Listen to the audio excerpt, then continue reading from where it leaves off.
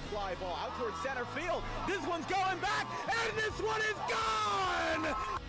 Taylor gets this one out towards center field to the short porch, and it's a grand slam! That's a floater, out to short. And it's booted off the shortstop's glove! Just like they drew it from Hollywood. Caladros, the 3-2. Swing and a miss! And the Audubon Green Wave have upset the Kingsway Dragons!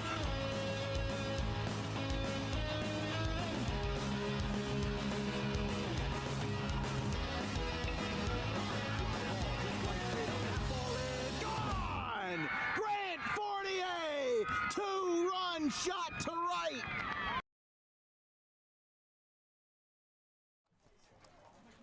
And we welcome you to an Olympic-American rivalry that has stood the test of time. Two legendary head coaches, Mark Petrignani and Rob Christ, facing off here under a beautiful Monday afternoon in Burlington County. We've got ourselves the Eastern Vikings and the Cherokee Chiefs in a matchup between two teams that have combined to lose 5 games this season. Eastern at 16-4, Cherokee at 20-1. A 20-game win streak was snapped by Haddonfield last week in the Diamond Classic. And we're going to talk about the Diamond Classic later because there's a good reason why Cherokee was the number 2 seed. They got past Middle Township in the first round, and they took care of everybody else that they needed to. But the second end of a doubleheader that included a win over a Gloucester Catholic team that also was red hot going into the matchup, they took care of the Rams, and now the Chiefs come back home here on their senior day versus the 16-4 Eastern Vikings. I'm joined by Vincent Vogt on the production today as we've got a star-studded matchup. It's hard to underestimate how much 20 wins in a row actually means. There was a time in mid-April where they scored a grand total of 35 runs in 3 games between Washington Township, PVI, and Camden Catholic. But with wins over Middle Township, Bordentown, and GC in the Diamond Classic, they now come back home for their first game in almost 10 days. Their last game was on Saturday, May 10th, and they've got 3 road games to end the season at Bridgewater, Raritan, Rancocas Valley, and Delran. It's needless to say the Cherokee Chiefs will be well traveled. We'll flip this thing back over to the main board as Henry Radbill is going to pitch the Rutgers commit for the left-hander for Cherokee. He's going to get the start for the Chiefs this afternoon in the 22nd game for the Chiefs this year, and somehow the first on DWB in 2025. Hard to believe, but guess what? We've had a very odd schedule, and every time Cherokee was going to be featured on our channel, well, the rain or something else came in the way. So we're very glad to be here in Marlton this afternoon. With that being said, Henry Radbill, the left-hander, he's also going to be batting in the leadoff spot for Cherokee today. He's got a 1.40 ERA, 146 career strikeouts, 50 of them coming this season with 30 innings pitched, 6 earned runs, and 12 walks. Let's flip it over back to the other side of the dugout for Eastern, and we introduce their starting lineup brought to you by Harper Driving School. Logan Dawson will be leading us off to commit to Boston College. He is pitching and batting leadoff. First game I've seen in a long time where both pitchers are batting in the leadoff spot. And not only that, but we also were friends in elementary school. He went through the Audubon school system, and then he reclassed and was brought back to Eastern sometime around our late elementary, early middle school years. But with that personal note aside, Vinny Melillo is the shortstop batting second. Anthony Cataldo is the backstop in the 3 spot. Richie Alucci bats 4th in right field. Sean Carback, younger brother of RCSJ left-hander Pat Carback, bats 5th. Matt Grisjikes is the center fielder batting 6th. Will Martin at 3rd base. Jack Bauer, somehow not numbered number 24, bats 8th. And Matt Capriotti is the left fielder. Cole Pinney, the sophomore, takes 2nd base. Now Logan Dawson is going to be leading off, but we are waiting on a special occasion to commence. The umpires and coaches have been notified. We're going to try to keep the secret for as long as we can until we hear the roars. We have some folks lined up with their phones. Don't hear anything yet. That's mostly because we hear AC/DC in the background.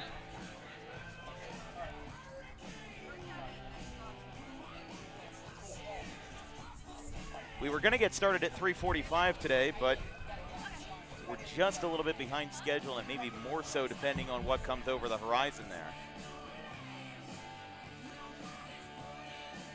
Yeah, needless to say, once you see what this is, I don't think I've ever seen a delay for this before, and here we go. We're going to see it right here, right over the middle. There it is, the New Jersey State Police Aviation Unit. They're going to fly over here. Look at this.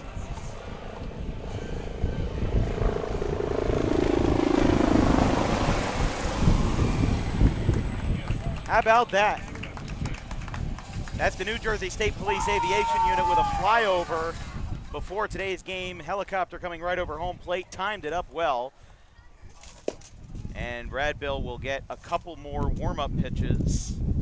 And in fact, he will just get one more. Logan Dawson is the first batter of the day, facing Brad Bill, the lefty. Hey, focus up, boys. Let's go. Let's play baseball. Both pitchers batting in the leadoff spot for today's Monday afternoon contest. An absolutely beautiful 72 degrees at first pitch here on this Monday afternoon from Marlton, home of the Cherokee Chiefs. First pitch from the left-hander is fouled back. It's 0-1 and we're underway. Good crowd on hand for Cherokee Senior Day. They introduced them early on in the festivities. A large senior class with Brad Bill being one of them. The 0-1 is down. 1-1 to Dawson.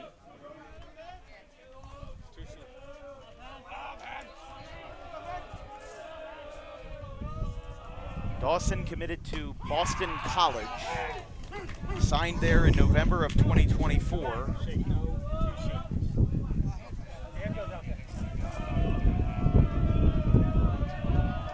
And the 1-2, outside, 2-2.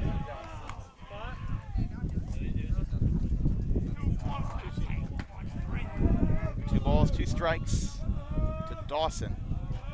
From the lefty Brad Bill. Again, the first three for Eastern will be Dawson, Melillo, and Cataldo. Brad Bill is set, and the 2-2 is lined out towards left field. Dawson got a slicer. It is foul. Just stayed outside of the lines there, and we stay alive for a 2-2 count.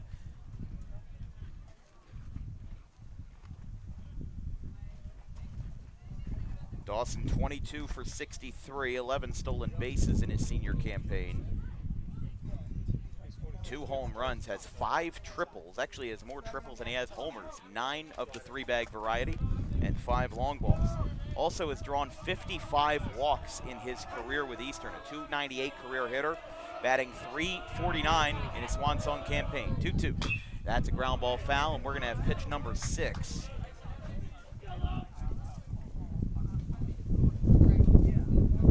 And it's still trying to settle in, but it's not going to be easy.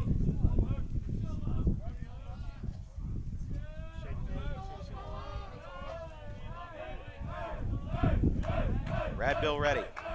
Eastern's dugout clapping it up. That one is strike 3. Got him right at the chest, and that will be the first out of the ball game. Dawson goes down looking, and that will bring up another left-hander in Melillo, the shortstop. And that's just good execution there from Henry Radbill. Again, you know, Radbill, the left-hander, he's going to be headed to Rutgers in 2025 in the fall. He is somebody that is going to be very resilient. That's his 51st strikeout of the season. He's at 147 now. Needs a couple more for the 150 mark. I mean, we saw Frank Chiron hit 200 back early in the month of May with Delsey, the Diamond Classic quarterfinals. That was good stuff. That one is headed deep into the Burlington County Forestry, and it's... No, I don't think so.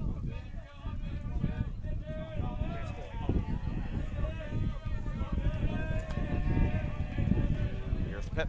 That one's high.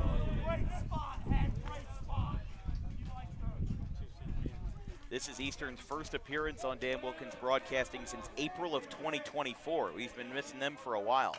And just their 3rd overall. Man, that middle school parking lot is going to get peppered today with foul balls, especially in the lefty-lefty matchups. And a good idea for Radbill to have back-to-back out of the left side. As 1-2 is hit out towards left field. It's going to be popped up, going over and out of play, landing right beside the grandstands.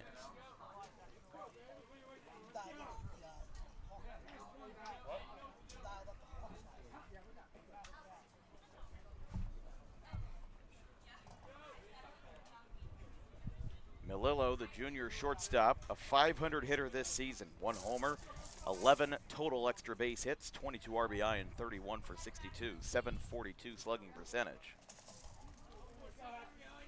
His lone home run came in his most recent game, May 13th, in a 17-7 win over Pennsville. Game that went over 3 hours and 15 minutes due to the rain. There's a swing and a miss, back-to-back. Radbill picks up 2 in a row. And he's got a good roll here in the top of the first. Hey, good wheels infield, get rid of it. Good wheels, get rid of it. Getting ready for the number 3 hitter, Cataldo. So a strikeout looking and a strikeout swinging start the defensive front for Radbill and the Chiefs this afternoon.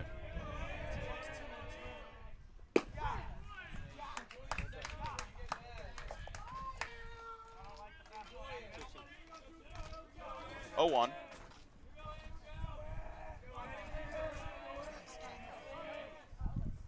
Swing and a miss there. 0-2 now.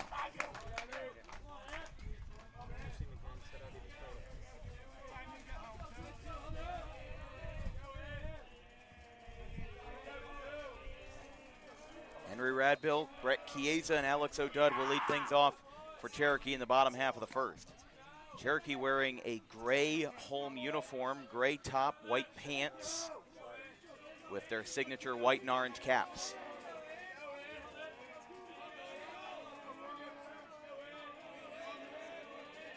And a 2-2 swing and a miss. Henry Radbill inching closer to 150, strikes out the side in the top of the first inning, getting Dawson, Melillo, and Cataldo, the 3-headed monster, right in order.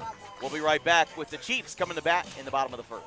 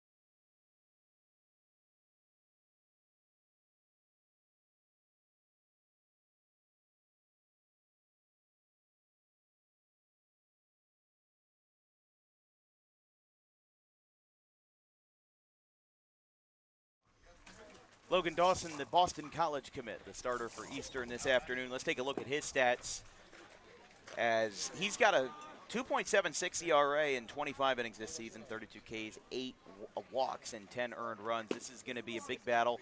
2 Division I commits. Radbill just struck out the side at the top of the first. And let's flip over to the Cherokee dugout for the Cherokee starting lineup presented by Harper Driving School. First 3 will be Henry Radbill, the Rutgers commit, followed by Brett Chiesa, headed to Rowan, my school. We'll get to see him in a Profs uniform next year. Alex O'Judd is the left fielder batting third. Jason Brown at short. Brett Jackson, the second baseman. Macy Kelleher is the catcher, batting sixth. Nate Linden is at first. Brett Gable in center. And Steve Barbagiovanni is the right fielder, rounding things out for Mark Petrignani and the 20-1 Cherokee Chiefs. So now that they're going to get things started here, I think the biggest thing that Eastern should be concerned about is making sure that they shut down Cherokee just like Cherokee shut down Eastern. Last time these two played, Cherokee took care of business in an 11-1 final. Eastern might want to turn this into a pitching school tonight. One ball, no strikes. Up and away to Radbill. Radbill only had 21 at-bats during his junior year, up to 19 for 54 in 2025. 352 hitter, 7 walks, 13 stolen bases. Also at his first career home run early in the season in a 10-2 win over Camden Catholic, 2-1.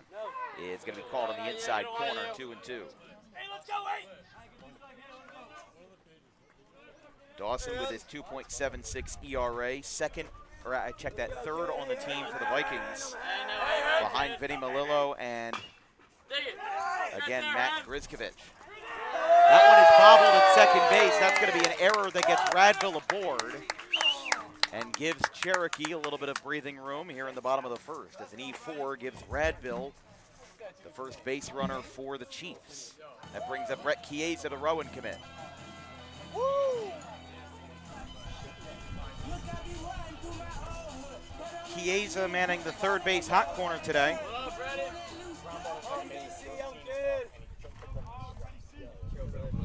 Hey, ready? Hey, 178, kid. First pitch is curveball away.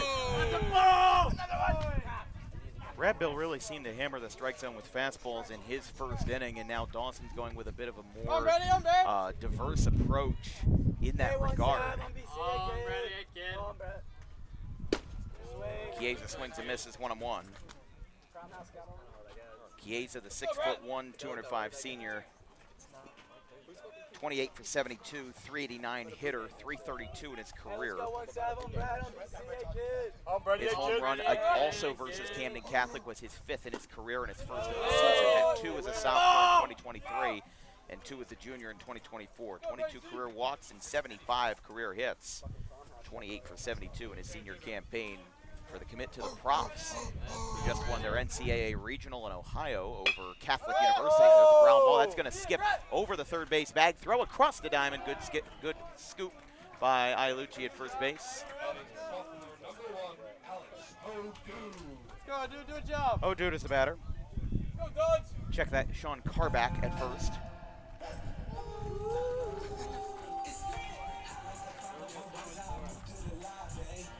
Moving up to second, and with 1 out, Cherokee will get a courtesy runner in number 30, which would be Ryan Brucolier. So going to have a good left-handed platoon matchup here for O'Dude, the sophomore. 5'9", 185. 4 home runs this season, hence why Patrick Nani has him at the 3 spot. 21 for 55, 382 hitter. Went 20 for 53 with a 377 mark during his freshman season. I mean, hey, for a storied program like Cherokee, just a couple of years removed from a sectional title in 2022, the seniors that were introduced today were freshmen when they won that title over Rancocas Valley. And there's so many big things that go into winning a sectional title. And well, Cherokee's definitely on the right path this season. As we said, 20-1. It's hard to win 10 games in a row, let alone 20. And this is their last home game scheduled for the season. They have 3 road games backed up until Friday. Bridgewater, Raritan, Rancocas Valley, and Delran. They will be very well traveled. I mean, Bridgewater, Raritan at this point is almost honorarily South Jersey because of how many South and Central teams that they play. They just beat Clearview for their 6th win of the season, 3-2. That's a 1-2, swing and a miss. O'Dude goes down on strikes, and that's the second out of the inning.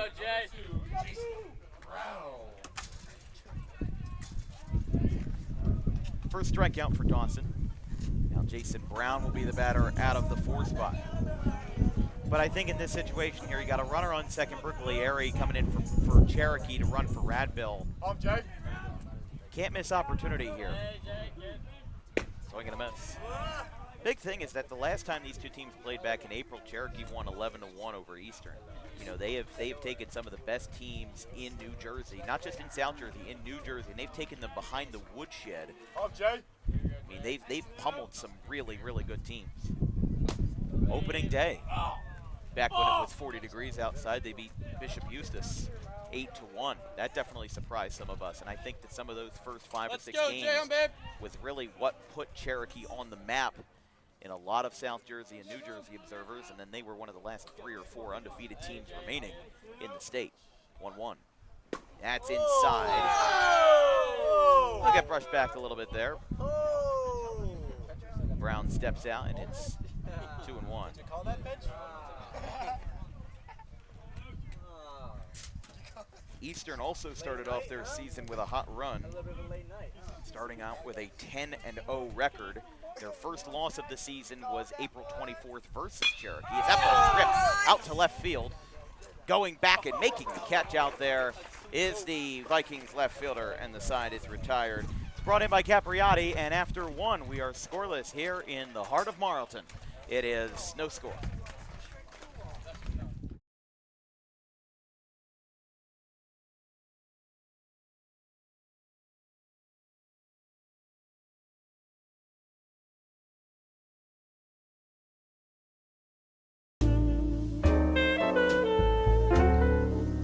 May is Mental Health Awareness Month. It is the responsibility of all of us to make sure that our friends, family, and anybody who we hold dear in our lives is feeling well. The problem with spotting mental health issues is that the symptoms aren't that obvious.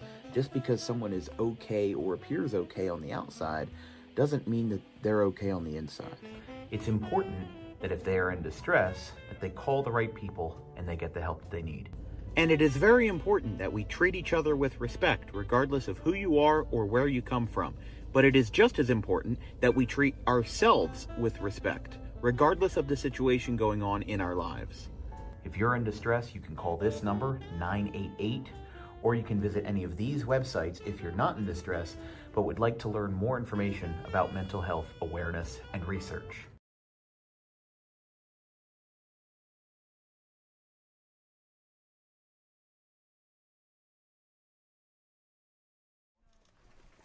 Here at Cherokee High School in Burlington County, we've got an Olympic American classic matchup between Eastern and Cherokee. This broadcast is brought to you by Harper Driving School.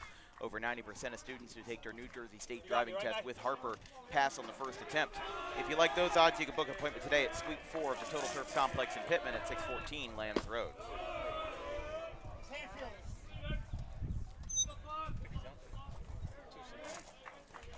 First pitch missed.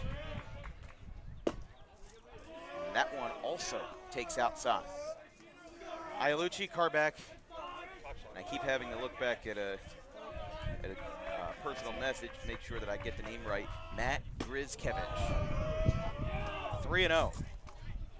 Hey, I may be struggling with that one all day, to be quite honest with you. But Eastern struck out. Radville striking out the side. Came into this matchup with 146 strikeouts at 50. Going into the matchup now at 149. Here's the 3-0. There's a strike called to Ialucci.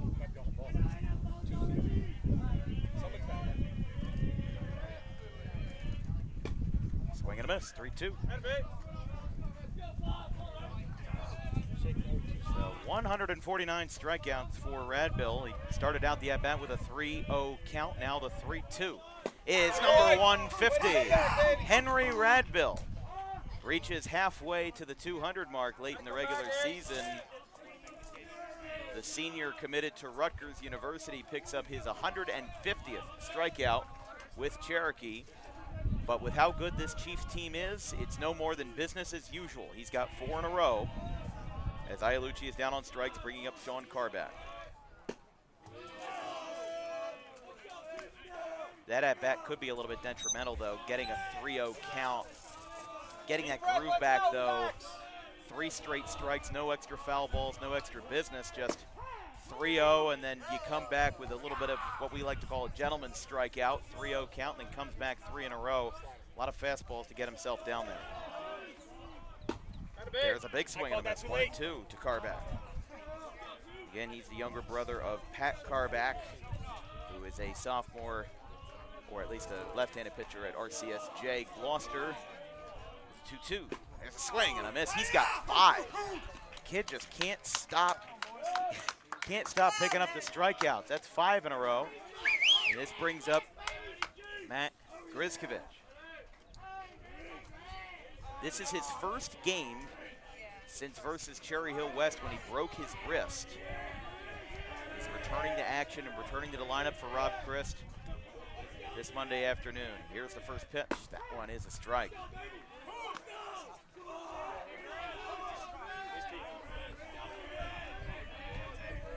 0-1 the count. Another fastball fouled back. Just got off the bottom of the barrel for Griskovich.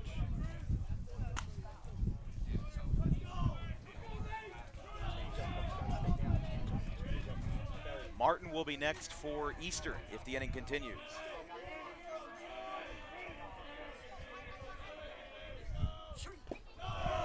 1-2. First three for Cherokee in the bottom half of the first after a ringing fly ball to left will be Jackson, Kelleher, and Linden.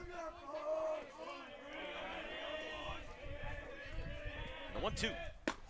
Strike three on the outside corner. Henry Radbill. He will not stop. 6 batters, 6 strikeouts. And Cherokee's rocking and rolling. We'll be right back.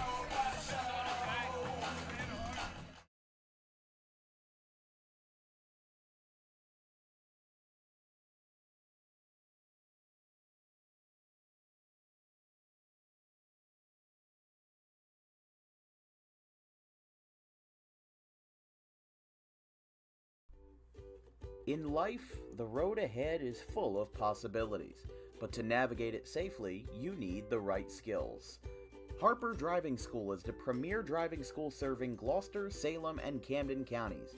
With experienced instructors, many of whom are teachers in local schools, we are dedicated to your success and will help you master the road with confidence. With an over 95% success rate of students passing their road test on their first try, you know your student will be in good hands while embarking on a huge step of their young adult lives, all while avoiding the lines at the DMV and getting insurance discounts. We chose Harper, and so should you.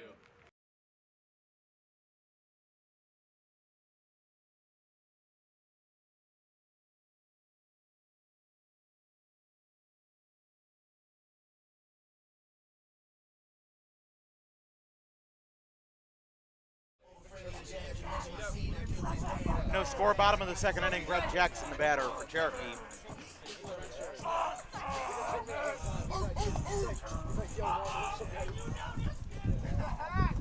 Radville with 6 strikeouts through 2 innings. Here's the first pitch from the right-hander.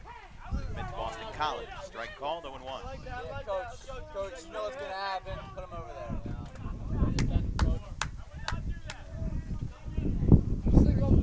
Jackson, Kelleher, and Linden, 5, 6, and 7 for Cherokee. They got one runner on an E4 at second base.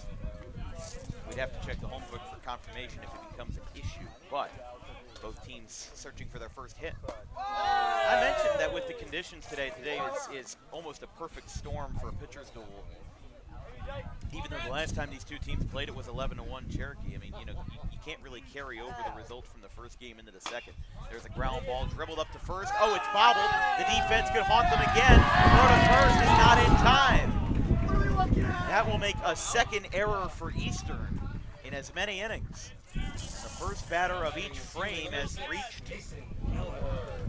And now Kelleher will bat, looking to capitalize on that success there, as that'll be an E3. Just got under the glove that time. Seemed like he had an idea of what he wanted to do with it, and then he just couldn't field it cleanly. And now you've got Kelleher's backstop, batting in the 6th slot here for Cherokee. Kelleher, 6 foot 180 as a senior, 410 hitter, 2 homers, 2 triples, grand total of 14 extra base hits. Back to the padding. 25 for 61, 738 slugger. His 2 home runs came in 3 games, split across 5 days. Ocean City on April 25th and Seneca on April 30th. A 1 from Dawson, runner on. Here's the pitch. That one is popped up way back and out of play into the shrubbery below. And it's 0-2. Hey, win it here, kid. Straighten it out, basics. Kelleher to be followed by the first baseman, Nate Linden, in the order. You're gonna kill it, man. And the pitch. There's a swing and a miss. Dawson picks up another strikeout, his second.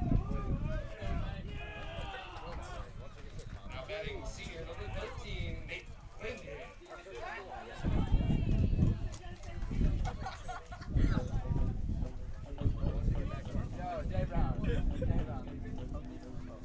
Here's Linden.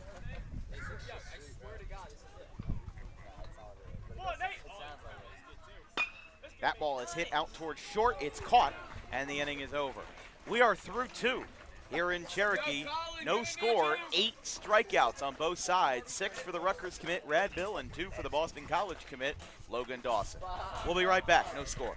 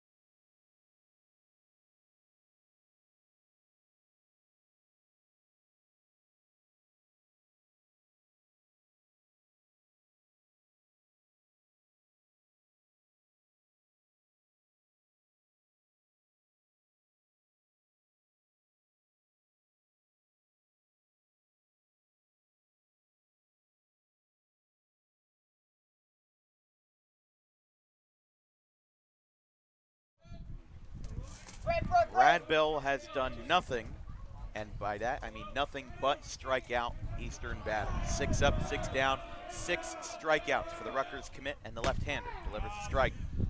0-1.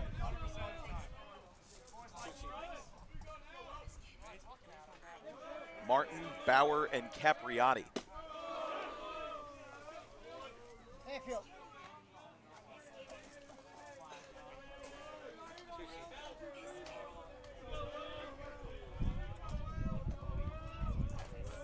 Martin is down.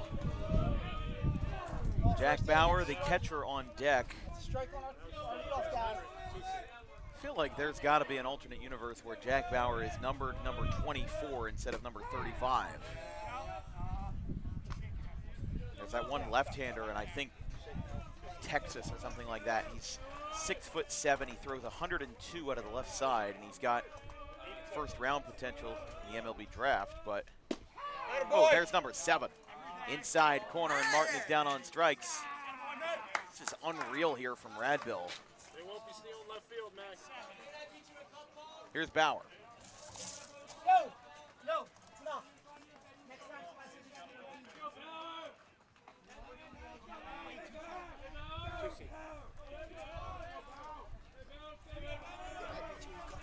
So here's Bauer now. I mean, Jack's a pretty common name. Bauer's a pretty common name. Guess it was just, I mean, if you're thinking the high school kids now, excuse me, swing and a miss, 0-2. You're thinking of Bauer, the fact that he is, there's strike 3 there. That's 8. That ties the record for most strikeouts in a row on a Dan Wilkins Broadcasting stream. And maybe I put the 25 to the 25. Yeah, so Bauer being a senior, you'd have to imagine he was born in 2006 or 2007. I honestly don't know if the 24 movie franchise or 24 TV show was out by that time. I honestly couldn't tell you. That ball's fouled back and it's 0-2.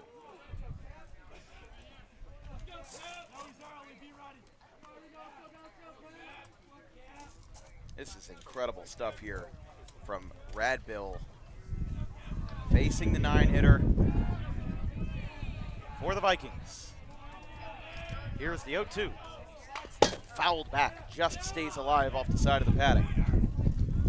For Capriotti, senior, manning right field, 351 average, 13 for 37.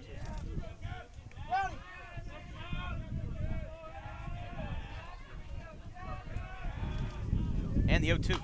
That one is popped up foul, deep into the neck of the woods.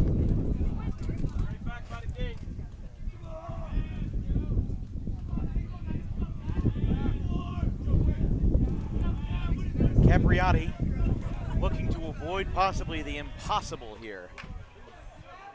Here's the 0-2. He got him.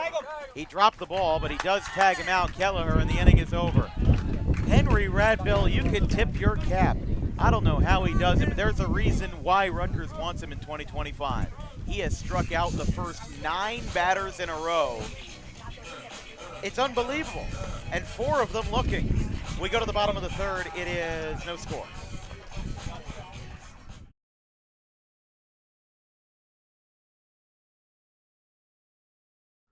Garden State Pet Center is an independently owned full-service pet store. Our specialty is promoting companionship between people and animals by providing the healthiest product choices available, including all-natural foods, supplements that support and relieve health issues, and innovative products for pet parents. Our goal is to provide our customers with a relaxing environment, and while we're not striving to be the biggest store on the East Coast, we're striving to be the best. No other pet store will make you feel at home like we do. At Garden State Pet Center, we view pets as members of the family. We don't believe in fast, high-pressure sales, but instead matching up the right pet with the right owners, as you are making a lifelong commitment. Together with our team members, we would like your visit to our store to be both enjoyable and educational. Simply drop in and take a look around. View the birds, reptiles, small animals, toys, food, cages, and miscellaneous items. Learn of the services we have to offer and decide for yourself if this is the store you'd like to call your home away from home. Victor Santucci, owner of Garden State Pet Center. Visit us today at 226 South Whitehorse Pike in Audubon, New Jersey. We're open 7 days a week for all of your pets' needs.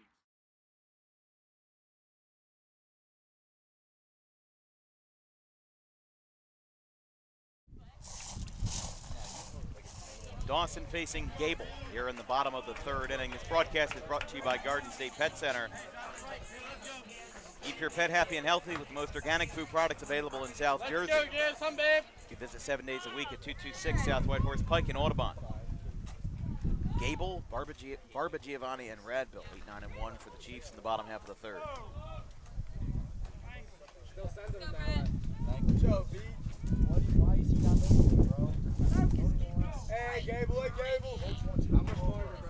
Dawson taking his time a little bit here before the pip.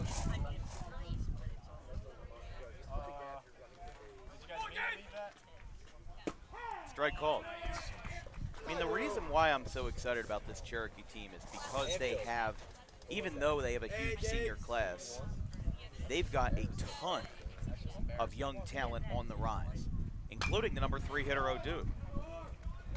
Not to mention Cooper Birdie, not to mention Parker New, and it's the same with Colin Bruglieri as well.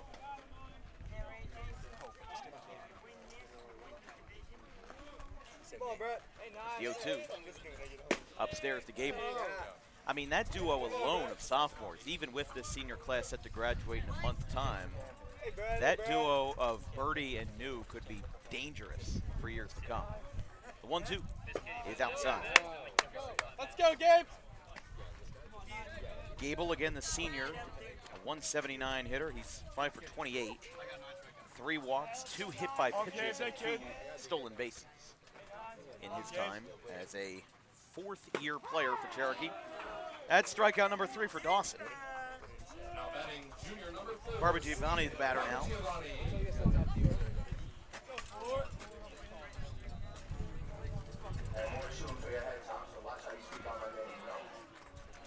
Come on, Barbo!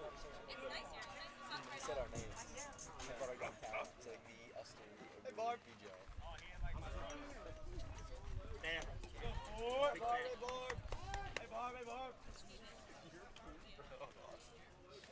First pitch to Barba Giovanni. Strike called, 0-1 to Barba Giovanni. The right fielder in the 9 spot. Let's go, Barb. Here at one of the busiest campuses you'll see throughout South Jersey. Oh, he did. Throw to first, not in time. Never! Cherokee, Kingsway, Washington Township, Haddon Township as well. It's just one of those campuses where there's always something going on. Stiffen up, choke up, and cut it over the deck. Come on, Barbo. Here's the 1-1. That one is a curveball for a strike from the Boston College commit. I'll give it to you on 3. Barba Giovanni, the junior, 5'10", 170, 20 for 52, batting .385. And that's how good this Cherokee team is. That one is grounded to short. Throw to first is in time for the second out. But if your 9 hitter is batting .385, you've got a loaded roster. Radville will hit now. Vinny, Drew says good play.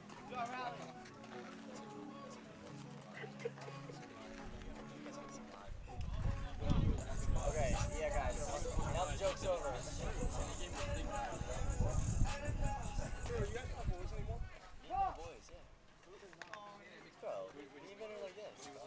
Help yourself, Hen.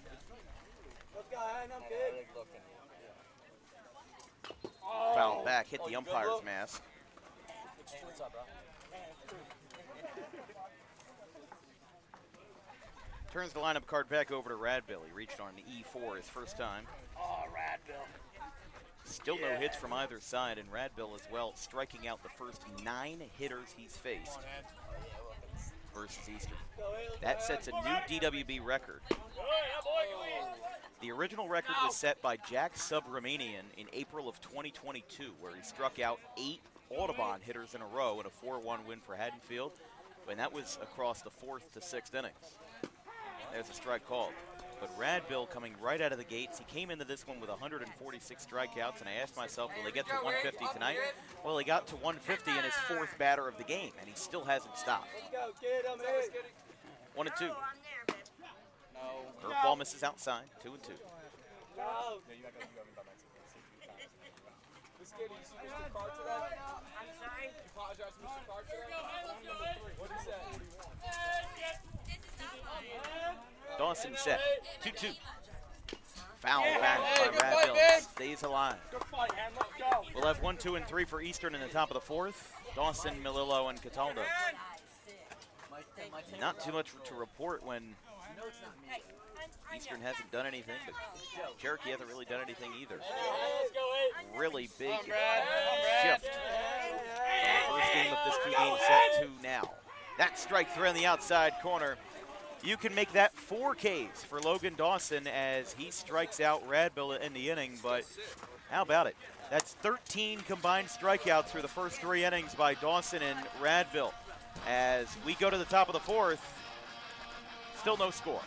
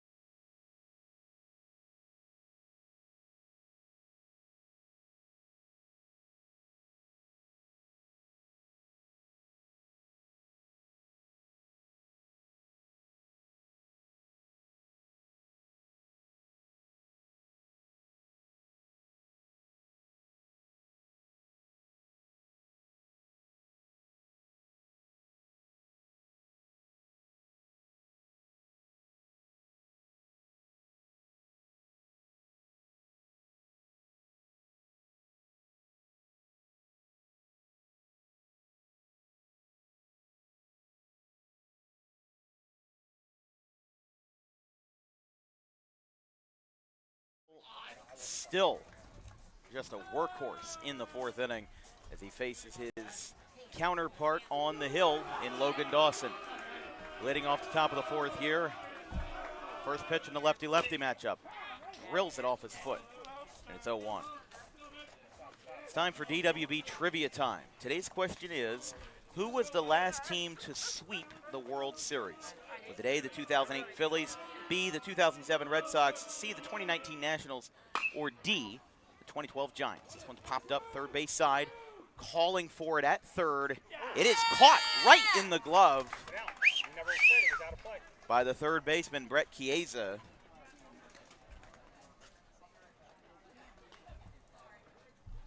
That will be the first out of the 4th.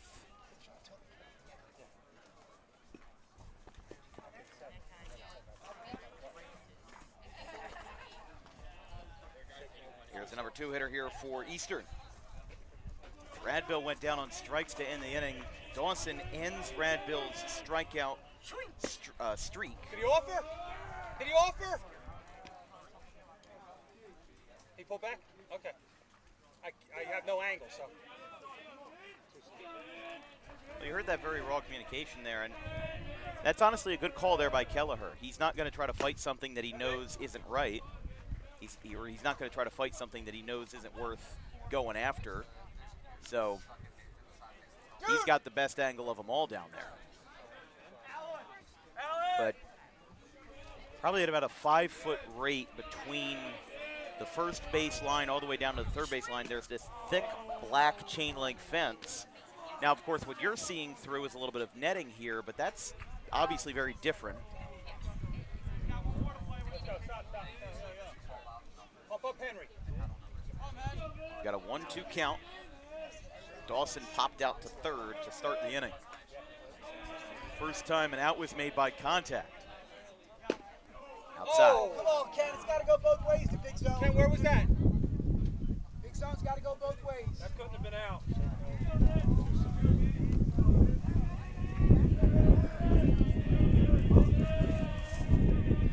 Here's the pitch. That is outside. Oh, no, they did call the strike. Oh, here we go. Here we go. Not done. Interesting there. That's 10. Unreal stuff from Henry Radbill. 10 strikeouts. Come on, here we go. In 3 1/3. This now brings up the catcher, Cataldo.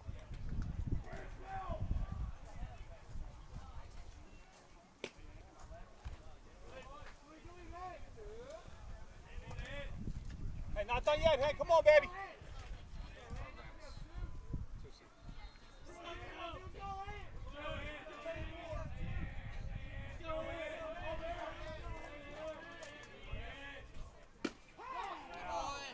Strike called.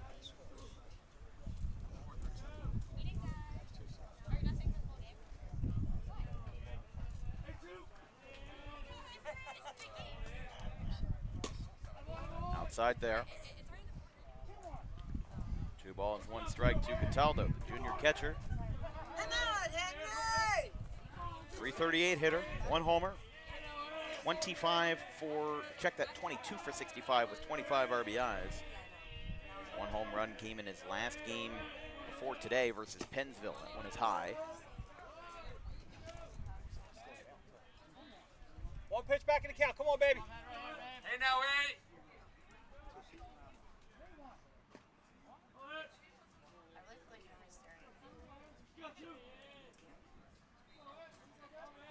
Radbill ready, and the pitch. Strike called there. And Cataldo tossing his bat down the third base line. One more, Egg. One more. Let's go. Not going to gain him any favorability, for lack of a better word. Hard a little bit. That's the one thing you can't get rid of with the human umpire is that kind of emotion and that kind of expressiveness. Here's the 3-2. That one is outside. Man, Mason. And Radbill has allowed his first base runner of the game in the top of the 4th.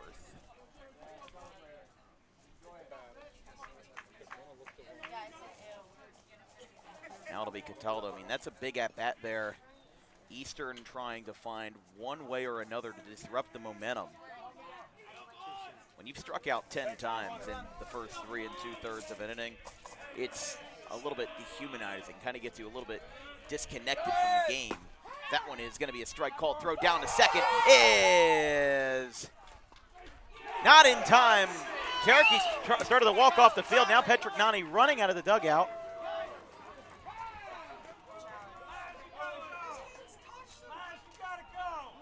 Now Patrick Nani coming running out of the dugout here to try to contest the call.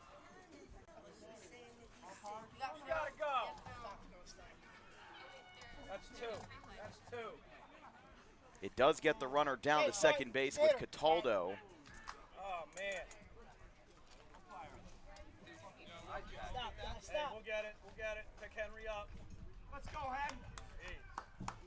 Now he's going to come out and talk to the home plate umpire. Don't even. 21 over. It's embarrassing. All the way around. I know. He won't come to you. Come on. Ball beats him by 45 minutes. Let's get it together here. Come on. What's the call on the pitch? All the way around. What's the call on the pitch? What's the call on the pitch? Strike.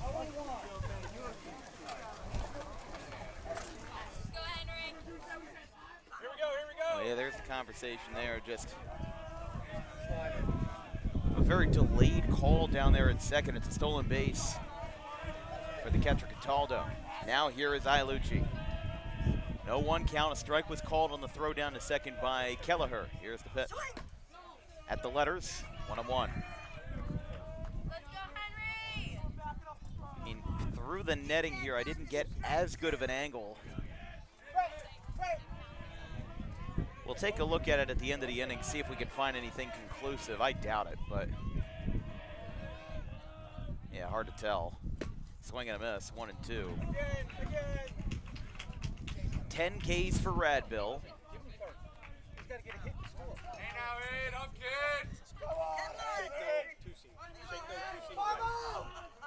Batter on deck is Carback. The assistants manning defensive positional changes and shift changes for Cherokee. Eastern talking it up. That one is outside. Kelleher keeps it in. And the dust storm behind home plate commences. Slider. You don't need it. Put it in your pocket. The slider. Lock it up. Twos. 2-2. Hey, here we go, Ed.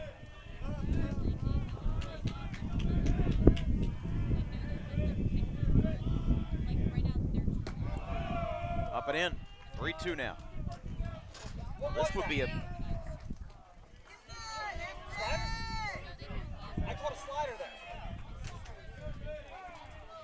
Now we're going to have a communication here. Kelleher and Patrick Nani. Home plate umpire thought he was talking to Patrick Nani, and he was trying to talk to his catcher Kelleher. Trying to get on the same page here. We've got a 3-2 count. 2 away. Runner on second for the Vikings. Full count for Radbill. He got him. That's 11, but the ball gets away. Kelleher throws it down. That throw is high. Goes down the right field line. It will go out of play, and the runner will score as he runs into Kelleher, scoring from second.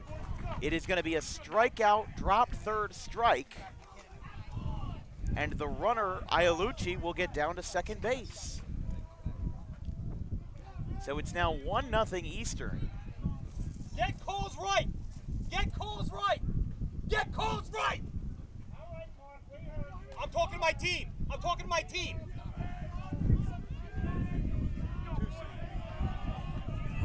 Things got a little interesting there. Here is Carback. So it's a drop third strike followed by an E2 as the throw sailed past the first baseman, Linden. Shake no slider.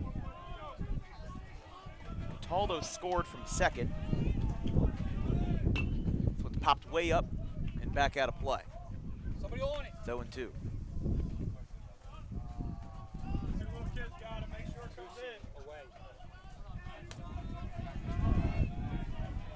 The 0-2. Swing and a miss.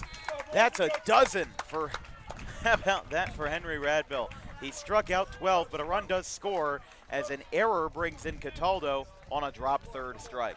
We'll go to the bottom of the fourth inning. It is 1-0 Eastern over Cherokee.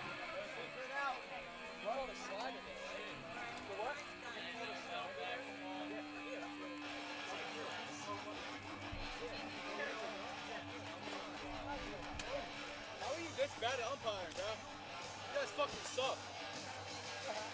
All of you guys fucking suck.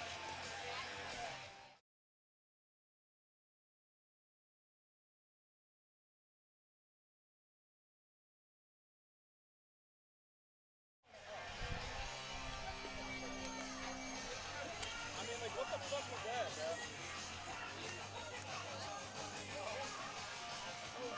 How many fucking kids are 14?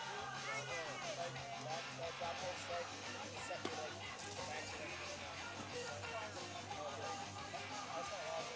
Well, we came back abruptly because Mark Petrignani is arguing with the officials and came back to see if anything comes out of it. Home plate umpire's got a smile on his face and walks away. I guess we'll stay on the air because we came back so early. Petrignani's now talking to Rob Christ out of the Eastern dugout. I'm not sure if they're mutually disagreeing or if they're just talking about the officiating, but Dawson is going to come in. He's talking to the Eastern catcher now. He was talking to Cataldo. Not sure what happened there.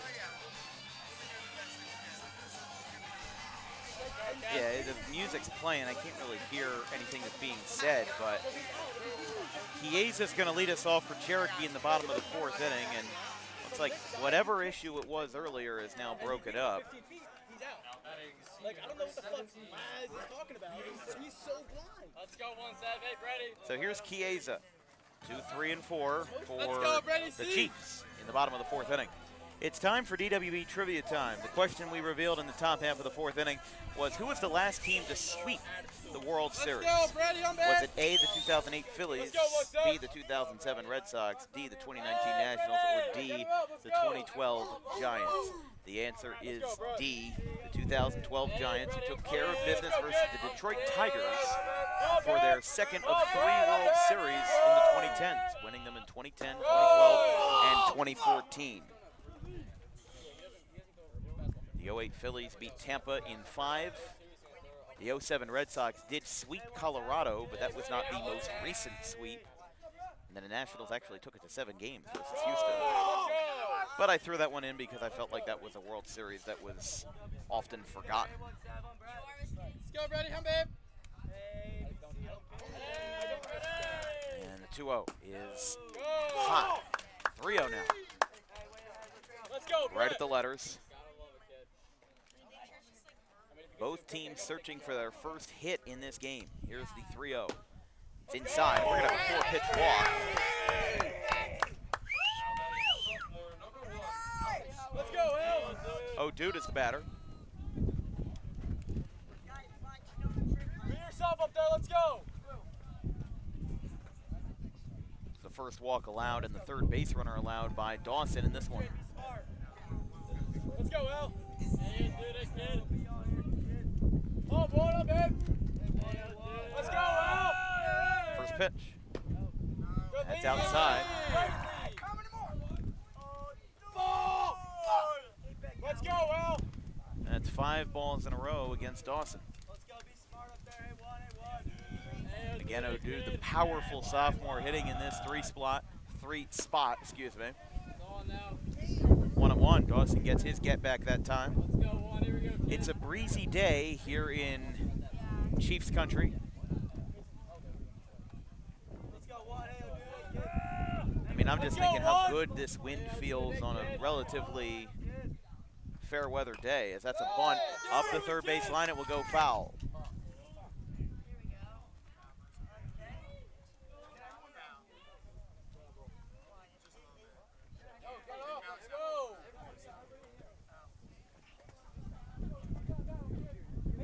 did finally get our first run on the board. Let's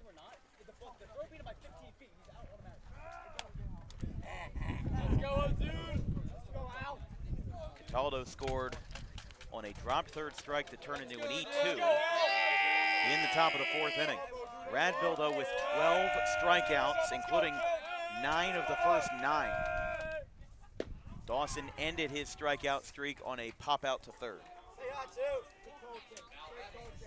And that will be strikeout number 5 for Dawson. I mean, 17 strikeouts. Really shows how good these two teams' pitching matchups can be. I mentioned something earlier about this game having the potential to be a pitcher's duel. Let's go, Jay.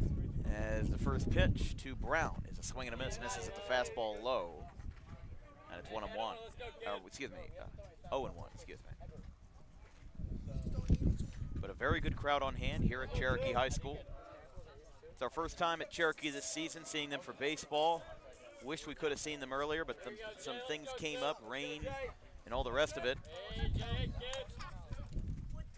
That's inside to Brown, 1-1. Let's go, Jay. We've been to Cherokee plenty of times for athletics over the years. They made their first appearance back in February 2024 for basketball. Let's go, Jay. We've worked with Eric Cassidy a lot in the past. He's a great head coach. That one is a tapper out towards the mound, throw to first. Is in time. Let's go, Brandon.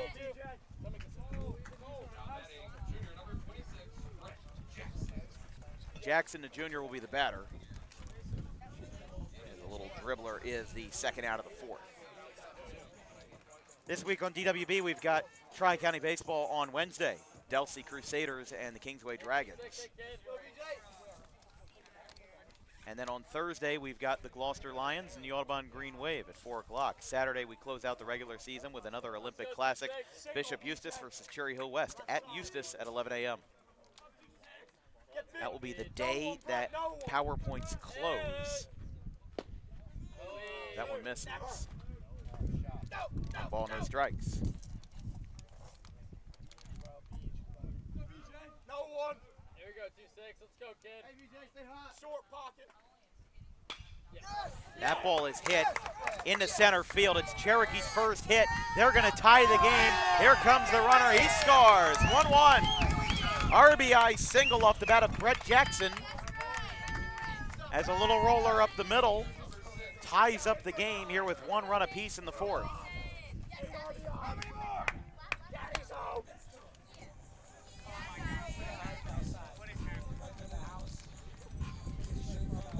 Yeas is scoring from scoring position at second base. And now Mason Kelleher, the catcher, will be the batter for Cherokee. Swing and a miss, a big hack. Big hack by Kelleher that time. It's 0-1. Rob Christ sitting in the dugout there, giving the old-fashioned signs to his catcher. Let's go, man.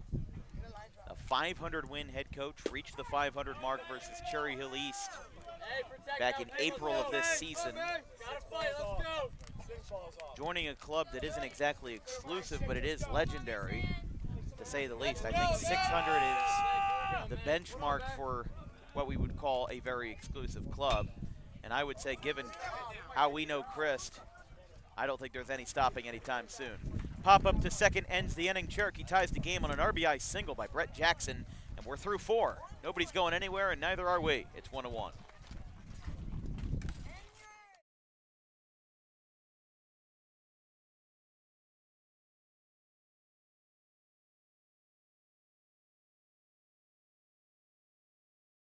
Two minutes remaining. 4 fouls on St. Joe's. 1 more and it's a bonus, which would greatly help Gloucester Catholic. The moving green guard! It's a 1-point game just like that! This place is going nuts!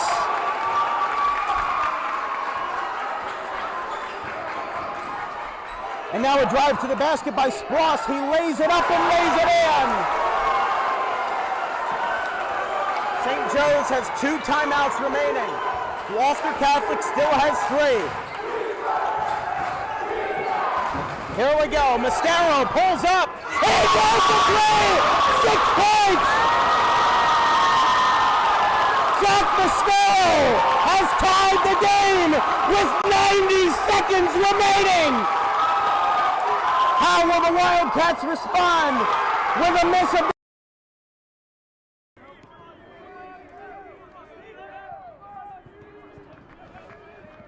Ryan Nutley, who has 3 RBIs so far, is up on deck as here's a fly ball to center field, going back to the wall. It is gone! 3-run home run, Steve Schaefer. He rockets one out, and it's 9-2.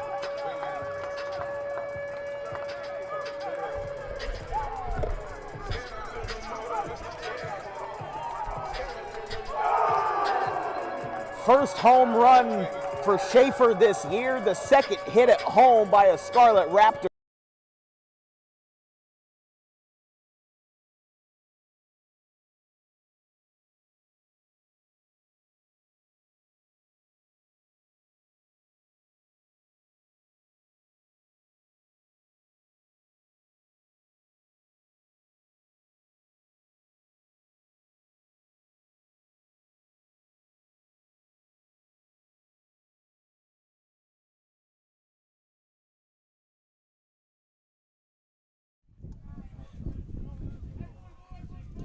Eastern in the top of the 5th inning. 1-1 tie game.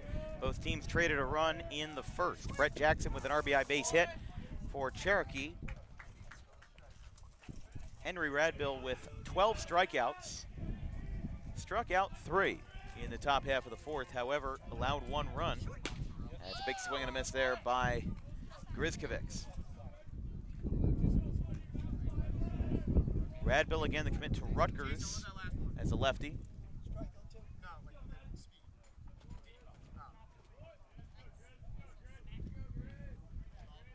Radbill joining a handful of South Jersey talents in Piscataway in 2025, as that one is outside. Kelleher popped out of the box, but he stays in. 1-2. That was not down. We don't know. That's the problem. That's it to me. 1 ball, 2 strikes. Grizkovics, Martin, and Bauer, 6, 7, and 8. That ball is hit out towards the right field side and onto Tomlinson Mill Road. Excuse me, it's 1-2. Grizkovic struck out his first time up, as did everybody in the Eastern rotation.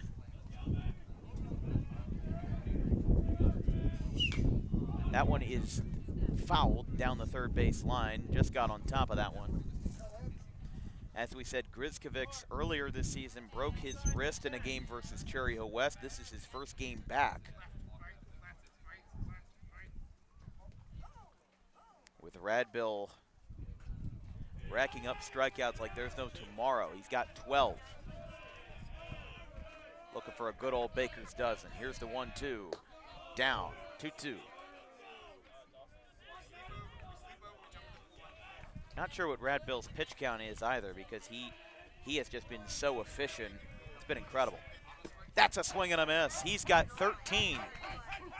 Shout out to our good friend Chris Baker, because that is a baker's dozen. Strikes out his 13th batter of the game.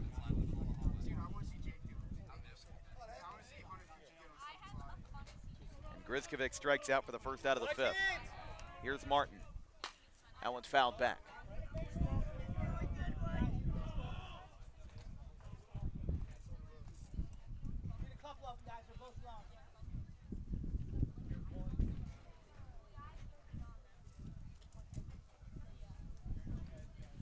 They'll be running low on baseballs here because of the amount of foul balls.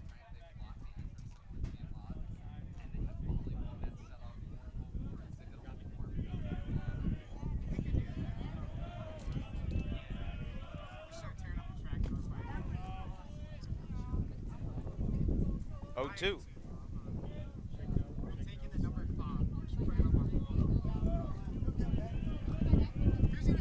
No balls, 2 strikes to Martin. That one is in the dirt.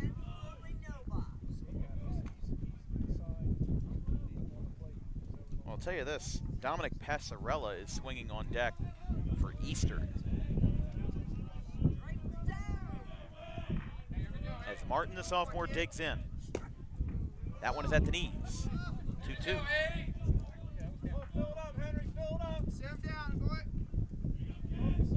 Radbill with 13 strikeouts. I mean, how many is he going to get today? This is incredible. 2-2. There's a ground ball. That one is lined out towards second. It's on the backhand by Jason Brown. He got him. Beautiful play at second base by Brown. And there are two away here in the top of the fifth as he gets just 2 strikes versus Martin and makes him ground out to second. Check that, Brett Jackson. Brown is on the other side of the infield. Rob Christ is coming out. They are pinch hitting Passarella, and I think the speakers and the public address folks thought that there were 3 outs.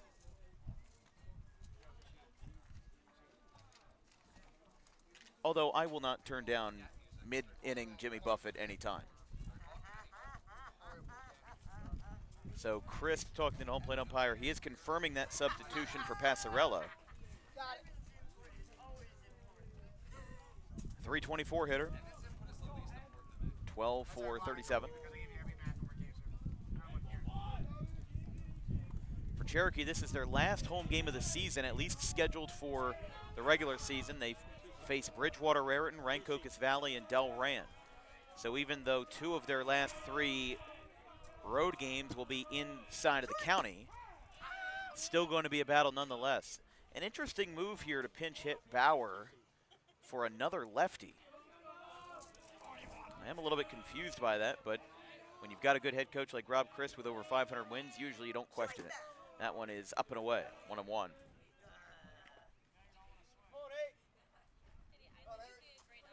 For Radbill, this is his 3rd start of the season with 10+ Ks. Struck out 11 versus Eastern in 102 pitches on April 24th.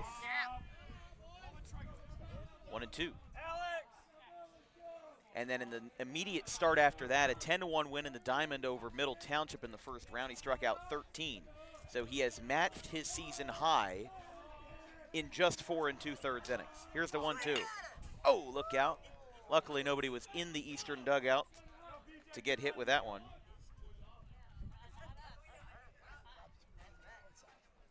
Radbill also struck out 13 versus Lenape on May 7th of 2024. And didn't reach anything above 9 in his sophomore season. So 1 more strikeout would be his career high as he's hit the lucky 13 twice. His count is 2-2 here. To the left-hander Passarella.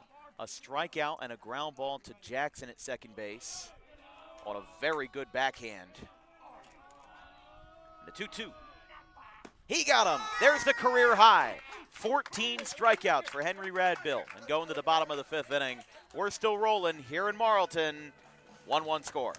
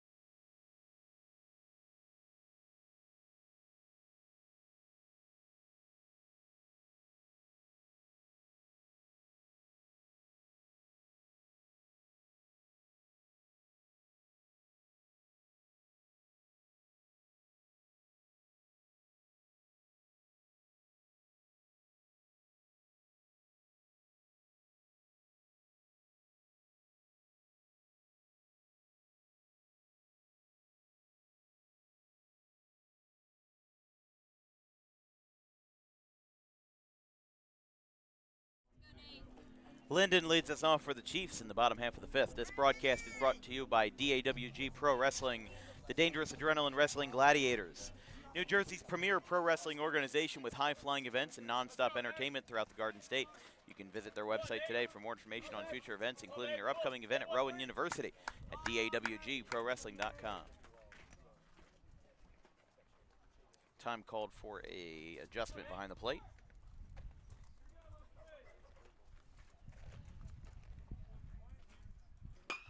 That one is hit off the end of the bat, out to short, picked up by Melillo. Throw over to first is in time. Good play there, ranging out to his left for Gable now, the center fielder.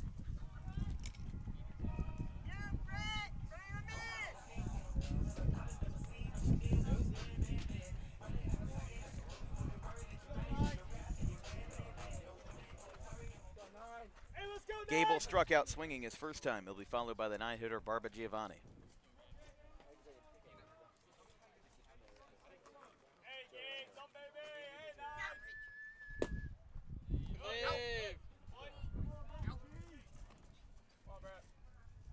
Brett Gable committed to Harvard.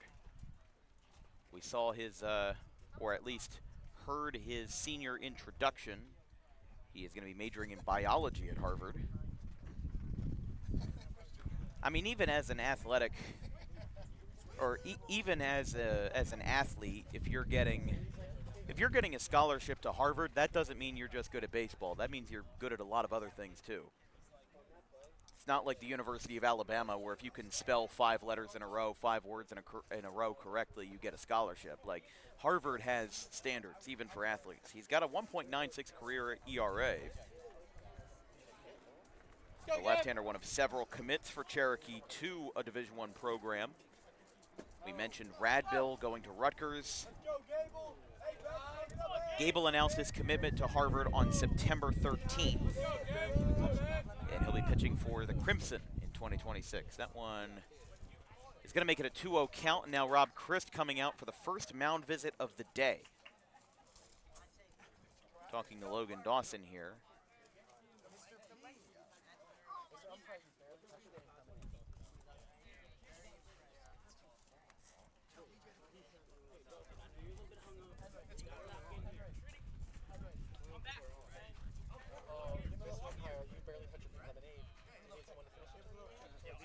And the shortstop in today's game, Jason Brown, is also committed to the United States Merchant Marine Academy, which that is an excellent accomplishment, not just for the fact that he'll be playing baseball at the next level, but for also the fact that he'll be serving his country. And that is always an excellent thing to hear. So it's one thing to be committed, but it's one thing to be committed to serving your country as well. So we wish Jason Brown, the shortstop and the 4-hitter today, best of luck in that. Had a lot of families serving in the military during the Korean War. That's going to be hit by pitch. Gable tosses the bat to first. He almost tossed the bat in the wrong direction. But Gable wears one, and that will set it up for Barba Giovanni.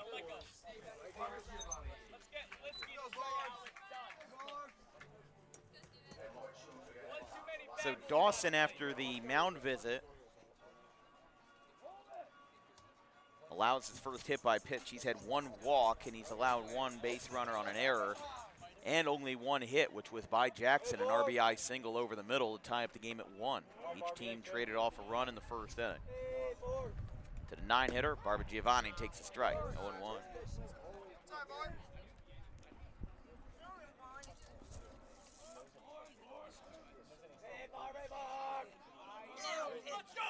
Pretty much everybody was put on a reset for Cherokee. This is their first game in 9 days since the Diamond Classic semifinal versus Haddonfield. Gable went the full distance in that, 7 innings, 5 strikeouts, and 5 hits allowed. So theoretically, I mean, when you look at bullpen pieces for Cherokee, Gable wouldn't be one of them because he's been a starter only this season. None of his appearances have been less than 4 innings. Strike 2 and 2.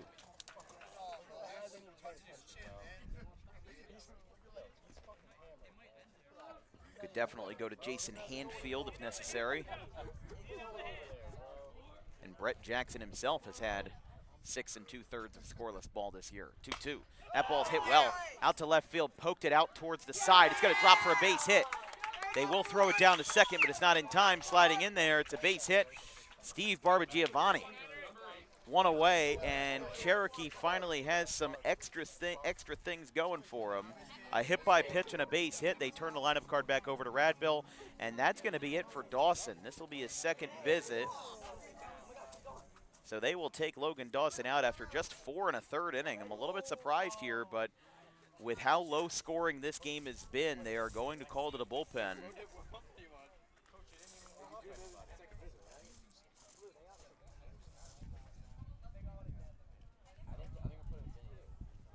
Well, they do. I think they're maybe talking about defensive alignments. I'm not sure, because that's his second visit of the inning. They have to take him out of the game. Wait a second. That's his second visit of the inning. I'm not sure. I mean, Patrick Nani's not arguing it, so.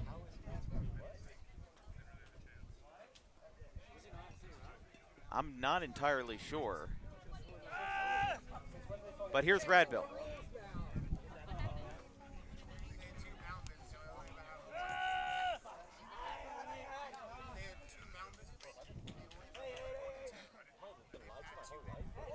That one is outside to Radbill.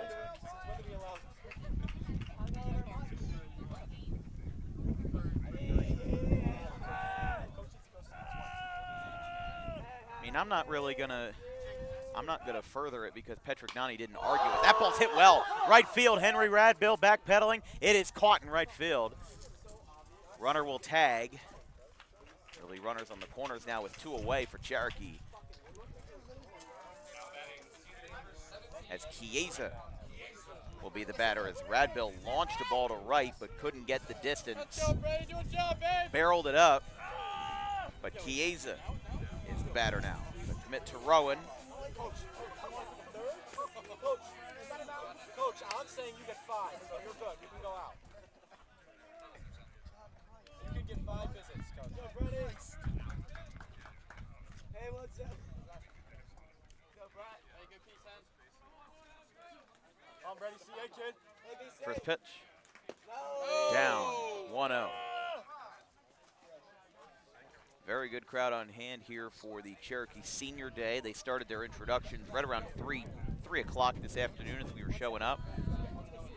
A large senior class, as parents were lined all up down the third base line, and Chiesa, senior himself, flies it to right, hooking towards the corner. It is a windy day, and he did make the catch.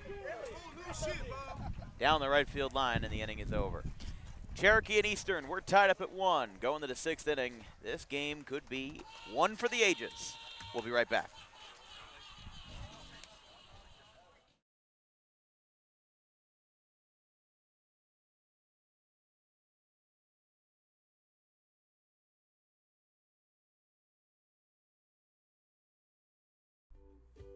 In life, the road ahead is full of possibilities, but to navigate it safely, you need the right skills. Harper Driving School is the premier driving school serving Gloucester, Salem, and Camden counties. With experienced instructors, many of whom are teachers in local schools, we are dedicated to your success and will help you master the road with confidence. With an over 95% success rate of students passing their road test on their first try, you know your student will be in good hands while embarking on a huge step of their young adult lives, all while avoiding the lines at the DMV and getting insurance discounts. We chose Harper, and so should you.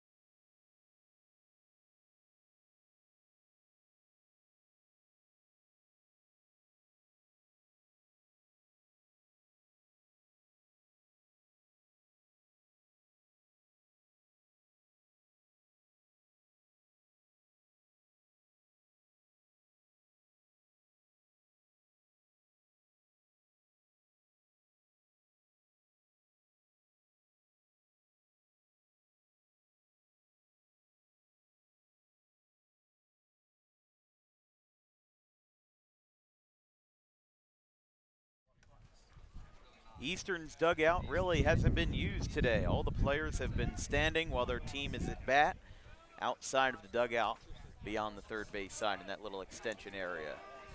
And that shows a good culture. Eastern is a no-nonsense team, and that's why they're 16-4. They're tied with Cherokee 1-1 in the 6th inning. We saw Cherokee back in April of last year on a cold, windy day versus Lenape. Winds were up over 40 degrees that day, and Lenape lost to Cherokee 7-3 in 9 innings. It's one of the windiest games I had ever seen. It was, I believe, April 13th of last year, and then we saw Cherokee again versus Northern Burlington in an upset of the first round of last year's Diamond Classic.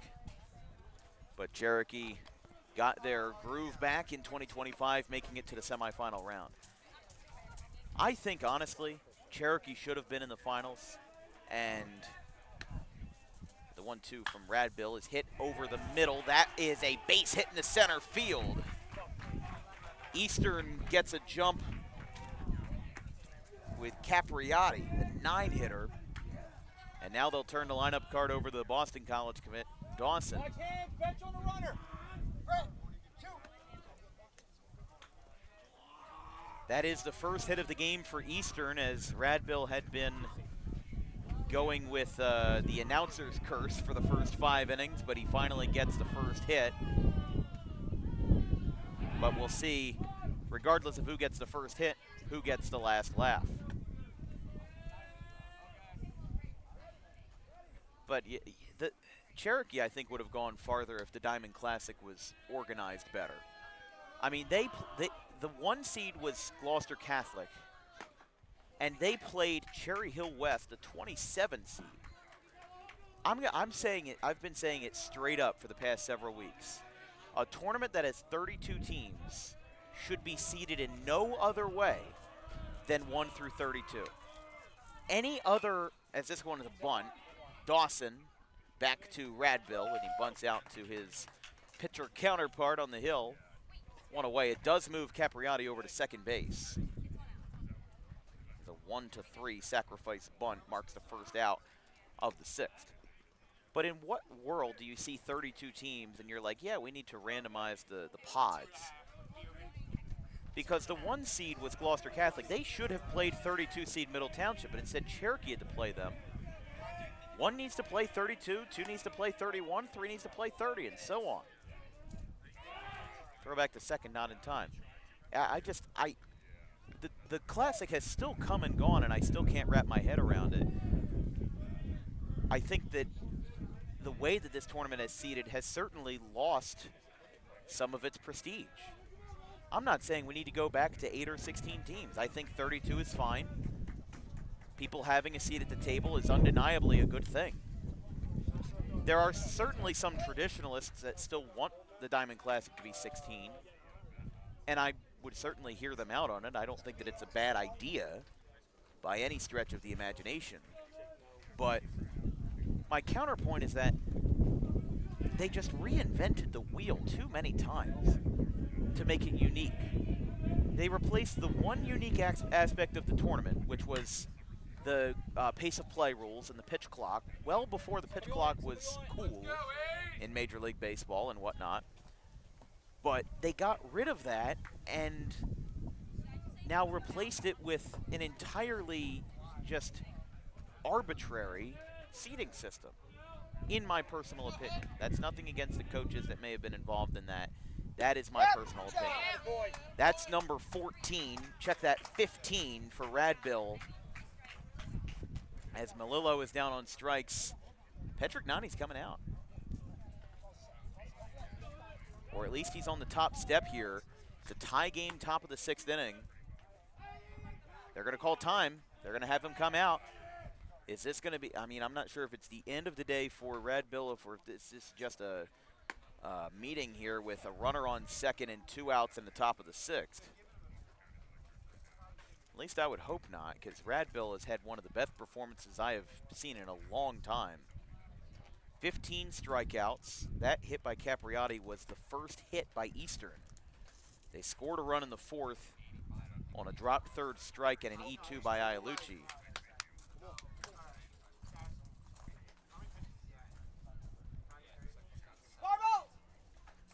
Yeah, weird. He's at 93 pitches. So limit being 110.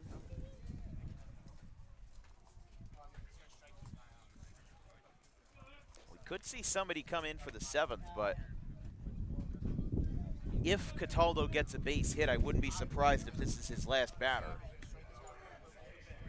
But I think it's entirely dependent on how this at-bat goes versus him. Radbill, 15 Ks on the day. First pitch, it's a foul tip, 0-1.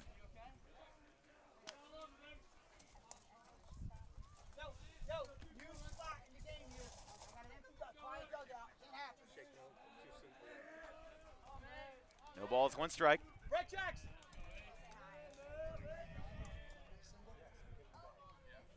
Radbill is set.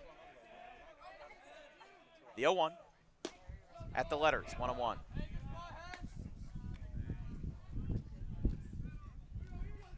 Two outs, runner in scoring position for Eastern. We're tied up 1-1. Cherokee will have the meat of the order in the bottom of the 6th. O'Dude, Brown, and Jackson. The left fielder, shortstop, and second baseman, respectively. Here's the 1-1. Radbill. Slider misses at the letters. 2-1 here. Radbill well above his career high. Again, in 2 separate games across 2 seasons, he struck out 13 versus Lenape in 2024. And then did it again earlier this season with 13. There's a swing and a miss. But 15 for the Rutgers commit is a career high. It is 3 away from the DWB high with Chris Rollins in the Tri-County Summer League. Chris Rollins struck at 18 versus CHBR on July 4th of last year.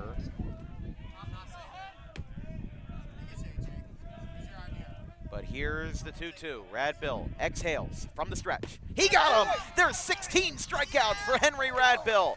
And if that's the last pitch he's thrown today, he'll finish with 97. And Henry Radbill making sure that the Big Ten Conference is proud because that's where he's headed next. However, thinking in the short term, we're tied 1-1 going to the bottom of the 6th.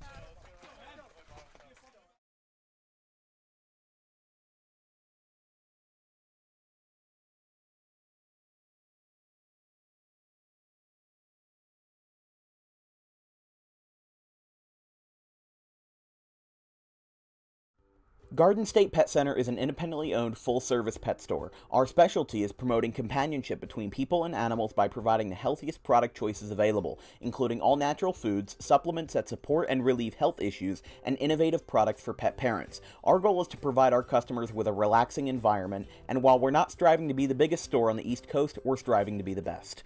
No other pet store will make you feel at home like we do. At Garden State Pet Center, we view pets as members of the family. We don't believe in fast, high-pressure sales, but instead matching up the right pet with the right owners as you are making a lifelong commitment. Together with our team members, we would like your visit to our store to be both enjoyable and educational. Simply drop in and take a look around. View the birds, reptiles, small animals, toys, food, cages, and miscellaneous items. Learn of the services we have to offer and decide for yourself if this is the store you'd like to call your home away from home. Victor Santucci, owner of Garden State Pet Center. Visit us today at 226 South Whitehorse Pike in Audubon, New Jersey. We're open 7 days a week for all of your pets' needs.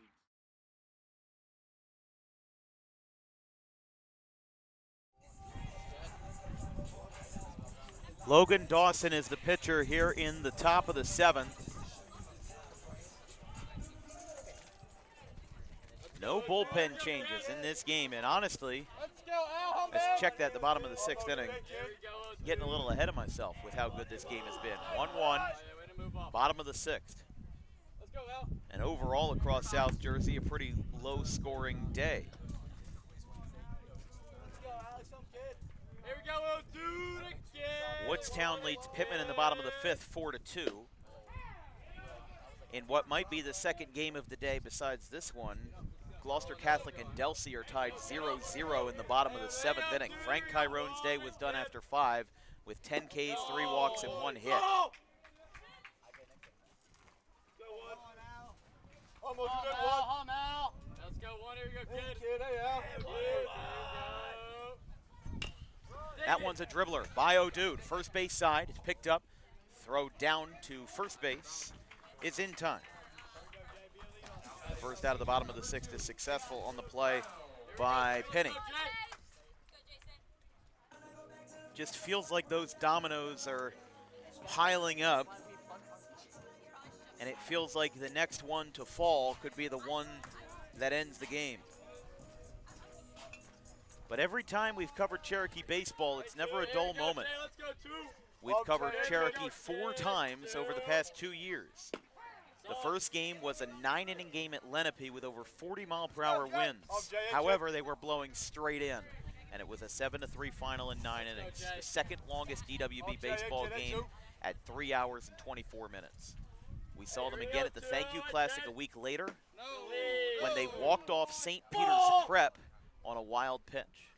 Then we saw them in the first round versus Northern Burlington in the Diamond Classic, and that might have been the game that put NBC on the map, Northern Burlington. Now they're at 18-1 under Gene Darling. That would be a good matchup between these two. 2 combined losses. It's 2-1.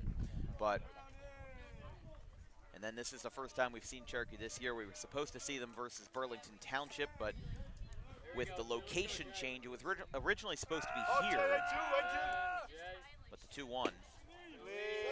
Our first Cherokee game of the year was supposed to be on April 25th versus Burlington Township, but the game was flipped over to BT after there was maintenance work done on the field by somebody, and it actually damaged part of the infield, so they had to move the game to being a road game at BT. Brown, this one's popped up. The wind could move this one a little bit. First base side, it's going to go out of play. And it's 3-2.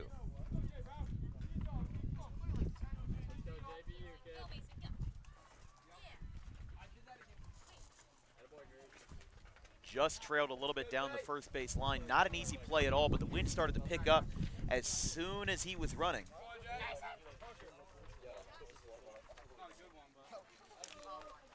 Brown 0 for 2. Fly out to left and a 1-3 ground out in his 2 at-bats today.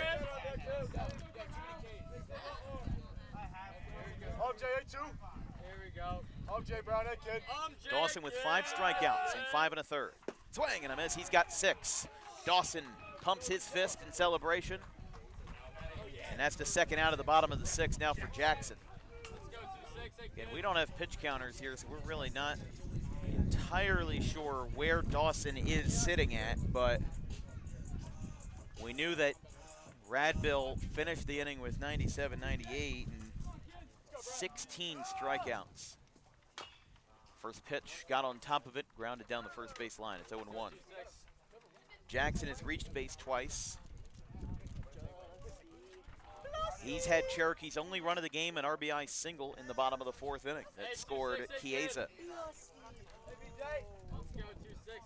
1-1 from Dawson to Jackson. Strike called at the knees. Yeah, I'm pretty sure I saw that skip a shoelace. Yup, that skipped a shoelace. And here's the pitch. Outside. 1-2.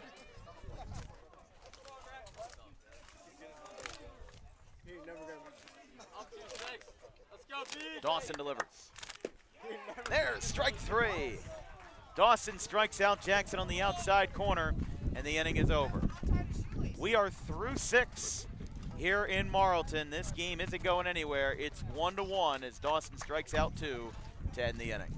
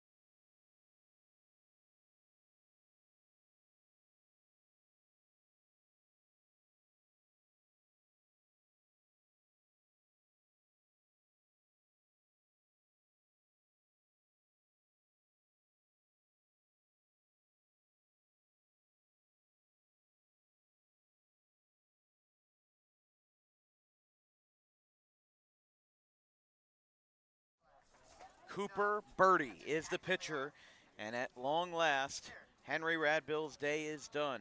16 strikeouts, 1 hit, 1 unearned run, and possibly one of the best pitching performances I have seen in a long time here on Dan Wilkins Broadcasting. Cooper Birdie, the sophomore, is the pitcher. A 3-sport athlete across football, basketball, and baseball. He's got a 1.83 ERA in just 7 2/3 innings as he makes his 4th appearance of the year. Through 4 in a 5-4 win over Shawnee, 2 2/3 over PVI, and 1 inning versus Gloucester Catholic in the Diamond Classic semifinal back on May the 10th. 2-0. That one is a strike called. 2-1. Ialucci, the batter, the junior, manning first base today here for the Vikings. There's a swing and a miss. It's 2-2. Or check that, he got him. Scoreboard had the scoreboard down the left field line had the wrong count. That is the 17th strikeout by the Chiefs this afternoon. 16 from Birdie, and check that, 16 from Radbill, and Birdie adds his first of the day.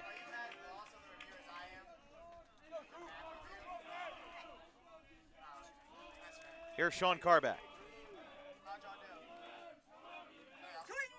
That one's a strike call to Carback. 0-1. Carback has 2 strikeouts today. And the 0-1. That one is outside. Well, this is where things get interesting. The Chiefs go into the bullpen and they punch right back with another left-hander with a sub-2 ERA in Cooper Birdie. This is what we were talking about when we said this is the pitching duo of the future with Cooper Birdie and Parker New. Birdie and New could be both lethal weapons in the 25 and 26 and 27 seasons. Here's the 2-1. Pop straight up over the barn and out of play. 2-2. Radbill with 16 strikeouts is the second most in Dan Wilkins Broadcasting history. Chris Rollins of the Cherry Hill Pittman Summer League team and a former Cubs right-hander struck out 18 versus their Cherry Hill crosstown rivals on July 4th. Check that, July 2nd, 2024. Here's the 2-2. That's a swing and a miss. There's 18. Back-to-back for Birdie. And now Grizkovics will be the batter for Eastern with 2 outs in the top of the 7th.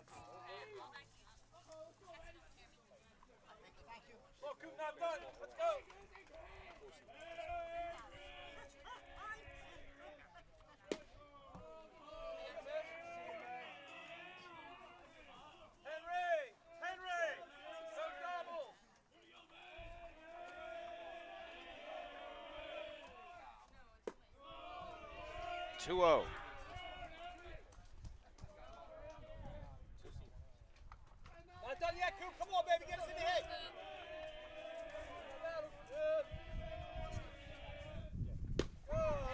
There's a strike called. 1 ball, 1 strike.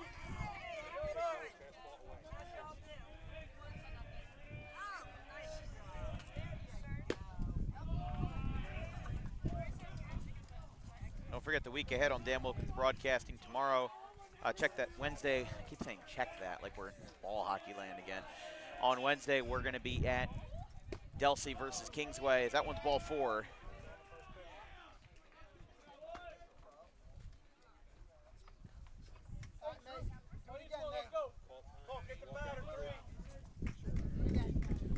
A free pass by Birdie after 2 strikeouts. Grizkovics is there. And now a quick pitcher-catcher meeting between Kelleher and Birdie.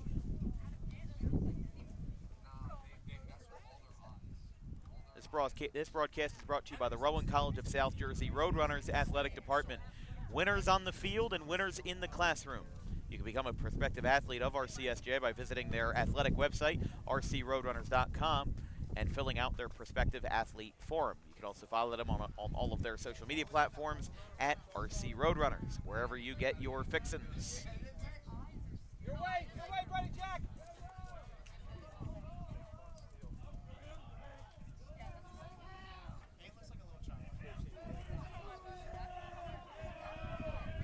Birdie is set. They throw back to first, not in time.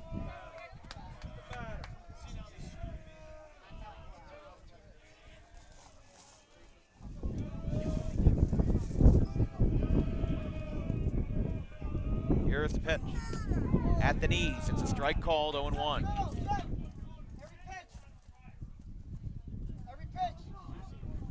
Runner on first after a free pass to Griskovics. There's been 18 total strikeouts between the two left-handers, Radbill and Birdie. There's the 1-1. There's another one, 1-2.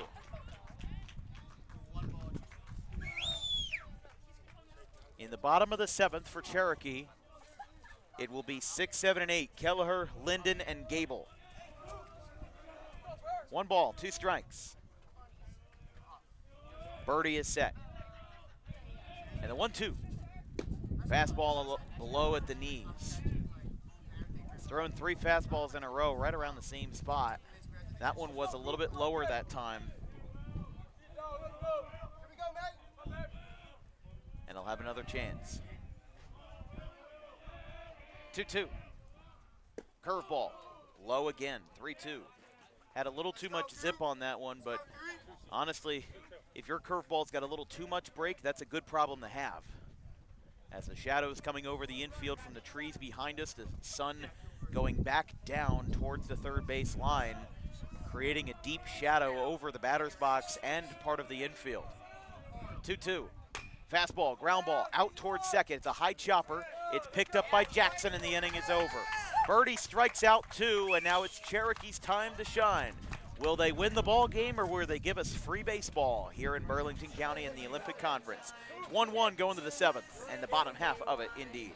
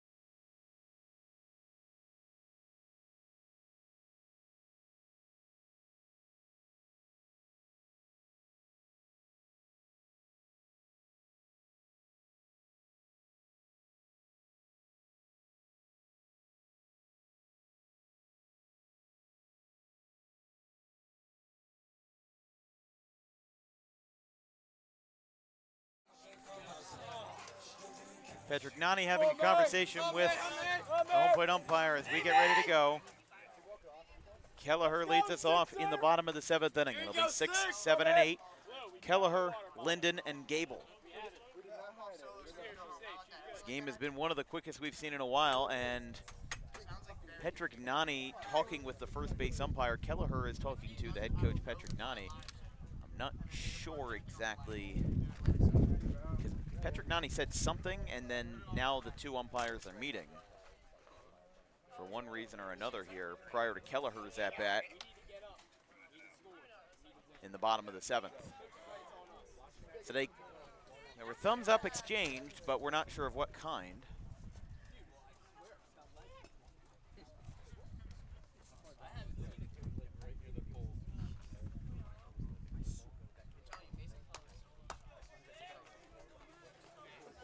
Let's go, man. 6, 7, and 8. Kelleher, Linden, and Gable. Hey, man, let's go, man. Off of Logan Dawson, who is still in the game. That ball is ripped foul. He's on ya. Somebody in the crowds who manifested Kelleher's success almost got his wish. Kelleher with a strikeout and a pop out to second in this one. Let's go, 6.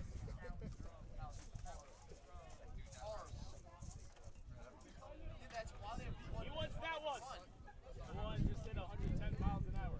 Special ball, special ball. Don't worry, he'll be gone on this pitch. Don't worry. 0-1 after a ripping foul ball by Kelleher.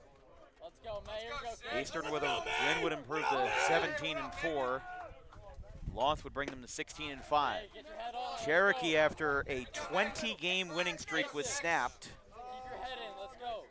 Head in. looks to improve to 21-1. This is their last home game of the regular season. Head on and drive. Let's go. Kelleher looks up at the sky and nervously exhales. He locks back in.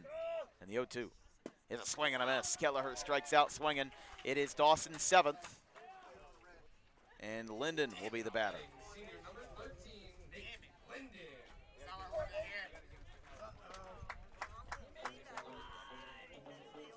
Here's Linden. Hey, let's go. Linden, the senior, 312 hitter, 20 for 64 with 12 RBIs and 4 extra base hits, 3 doubles, 1 triple, no home runs on the season. Trails inside 1-0. 3 road games remain for Cherokee in the final week of the season before the brackets are locked up on Saturday. They travel tomorrow to Bridgewater Raritan, a good hour and a half up the road to Monmouth County for some Central Jersey action. I mean, as we said before, Bridgewater Raritan is almost honorary South Jersey for how much they play South Jersey talent. Cherokee, Egg Harbor the last couple of years. They played Clearview last week, won that game 3-2. The count is 1-2. Not to mention that BR's head coach Max Newell, who won 30 games and beat Eastern last year in the Group 4 state final, is a Delran native. So he coaches up in BR, but he lives in Delran with his family. And the 1-2. Bridgewater, though, had a massive senior class, 13 players, and a 6-15 record reflects a 30-3 2024 season, where they won basically everything in sight. Here's the 2-2. Up and in. They hit 2-2 on the scoreboard. That's ball 4. How long of a leash are they going to have on Dawson here? I mean, this is probably the biggest game that Eastern has remaining on their schedule. Eastern 16-4 in their 21st game, as they'll talk to Birdie here. Birdie is going to hit for Gable.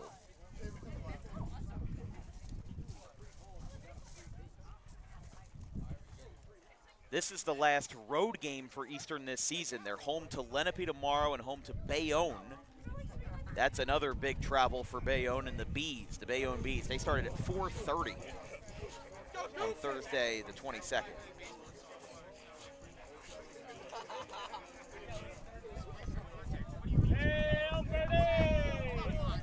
Here we go.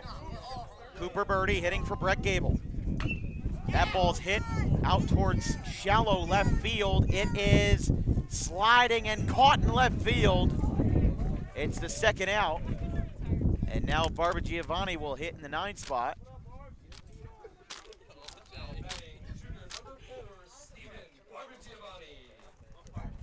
So now Barba Giovanni, the right fielder, with Radbill still on deck. This could be interesting here. 1-1 game, bottom of the 7th. Winning run on first. Has to traverse 270 feet for the ball game. There's a strike called. 0-1. We're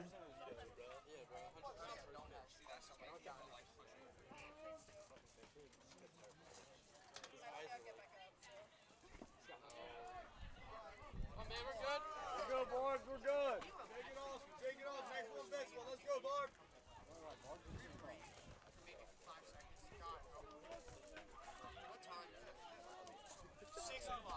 It's 5:45 here in Cherokee. 0-2 count with 2 away. Line foul, just got behind it down the third base line. Next up would be Radbill, again another lefty. An extraordinarily long leash. As Rob Christ going to talk to the home plate umpire.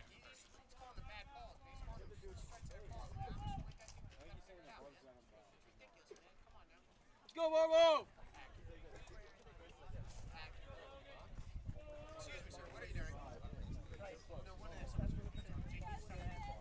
This game was lightning fast for the first 4 innings. Got the first 4 done in 45 minutes. Oh, great Misses. take, Barnes. Great take. Ball. Ball. Trust me, it's ball. 1 and 2. Go, Barb. Again, Cataldo receiving the traditional signs as Dawson, the right-hander, committed to Boston College with a high leg kick, fouled back towards the parking lot again.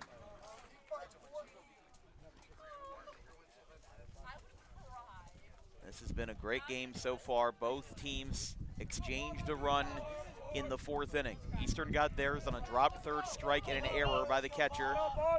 Cherokee got theirs on an RBI single by Jackson. That one is outside, 2 and 2. Big league, Barnes. 2 balls, 2 strikes, 2 outs to Barba Giovanni.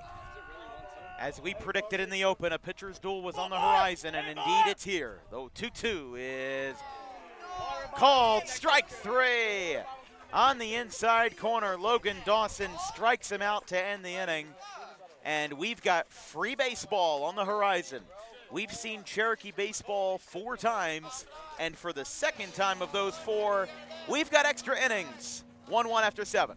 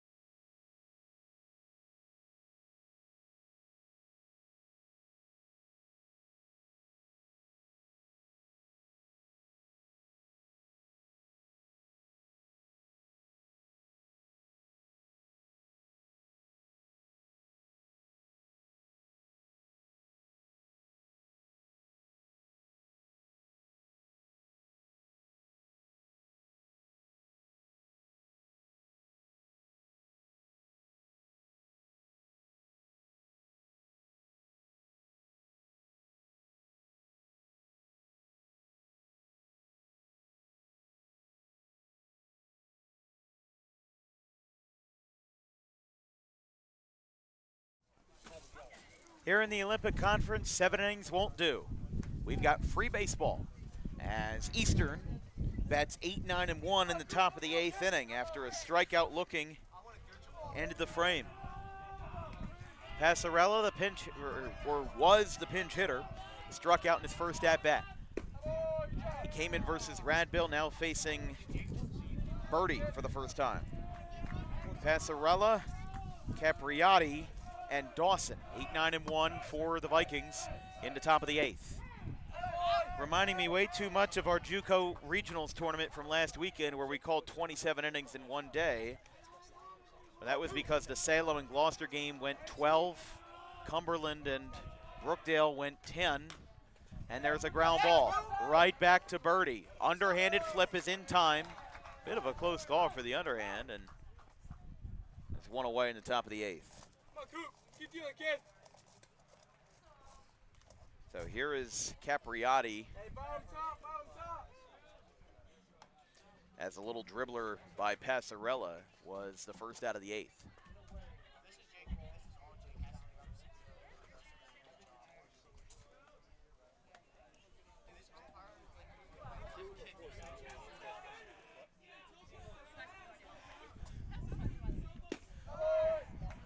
There's a strike called to Capriati. He's got a strikeout and a single to his name today. Cherokee won the first half of this 2-game leg back in mid-April.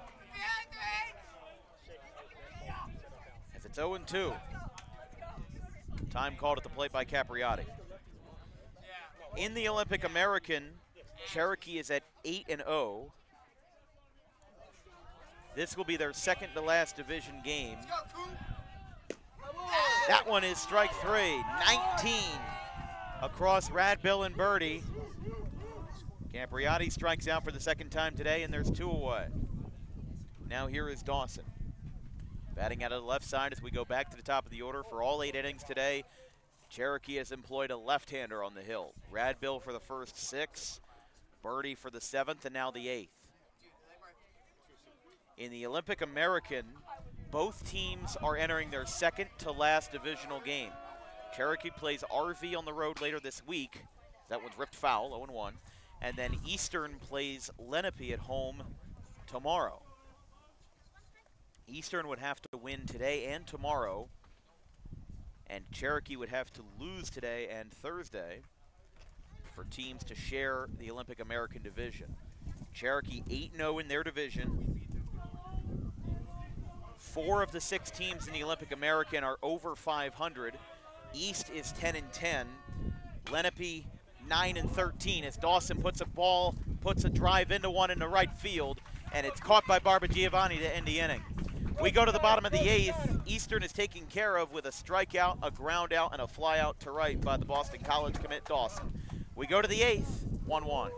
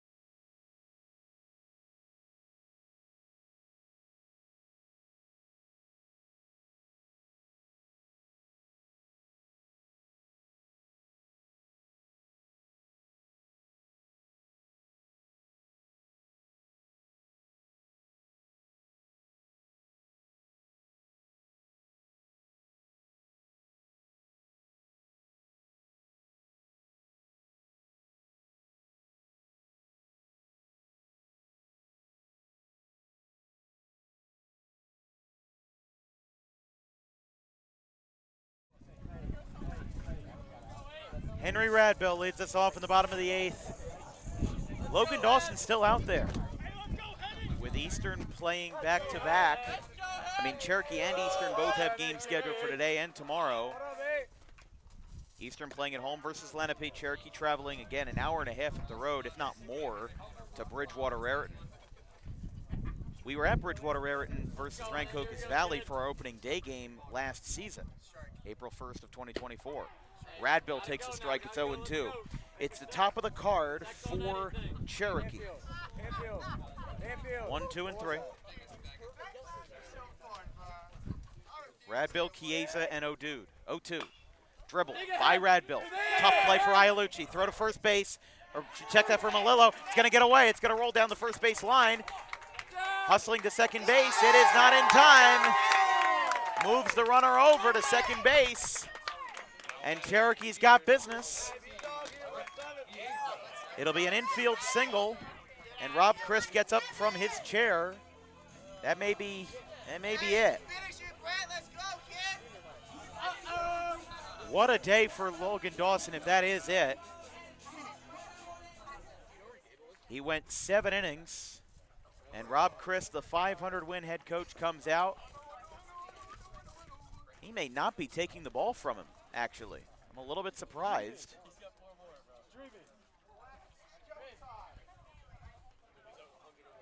But this has been a game full of twists and turns as everybody in the Cherokee cohort talking here.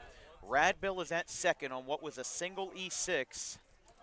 Cherokee has 3 hits, an RBI single by Jackson, a base hit by Barba Giovanni in the 5th, and a base hit by Radbill.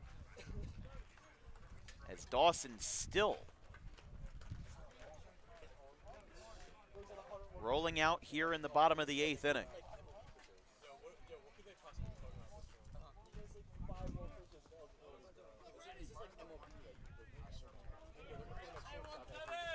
A great crowd on hand to witness a great game here on this Monday afternoon. That one is inside. This one's actually shockingly a little bit chillier than we expected today, but I know we'll be looking back at our summer league games in the sweltering July heat and wishing that there were days like these on the calendar. 1-1 in the 8th. Chiesa pulls back. And it's 1-1. Chiesa, the commit to Rowan University, headed 30 minutes down the road in Glassboro.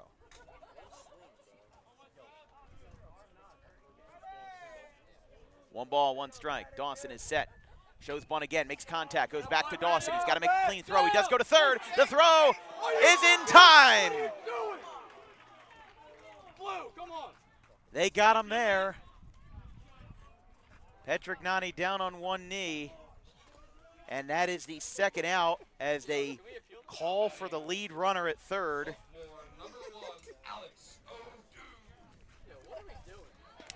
We're going to pull up the replay from that real quick.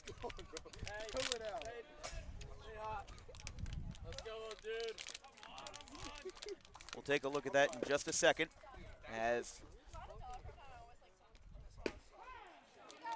with one away in the bottom of the 8th inning.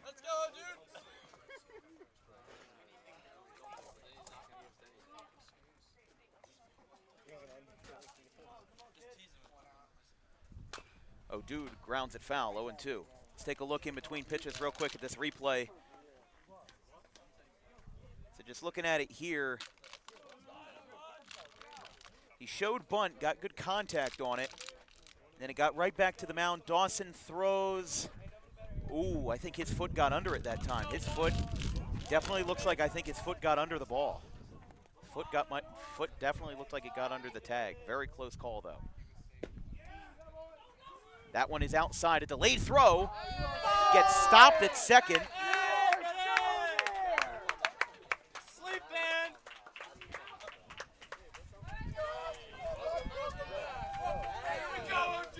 Chiesa gets down to second. And if Cherokee disagreed with the call at third, they might get redemption.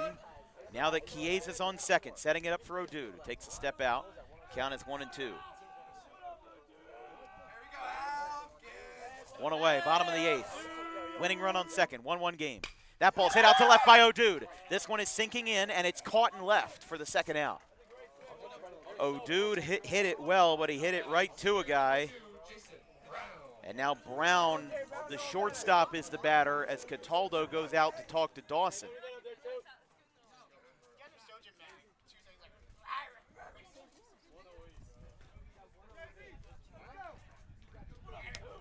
Brown 0 for 3. Fly out to 7, hit on a line. A 1-3 ground out and a strikeout in the 6th. A lot of good crowds on hand here today for a jam-packed slate of South Jersey baseball. St. Augustine plays Kingsway, GC plays Delsea, and then these two going at it for the second time this year. Curveball at the belt, 0-1. And then Woodstown-Pittman, too, a very good matchup in the Group 1 setting.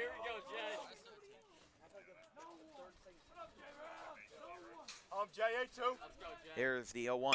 That's hit out to left field by Brown. It's hooking towards the line. It's sliding, and he makes the catch. And the inning is over. 8 innings, not enough to do it.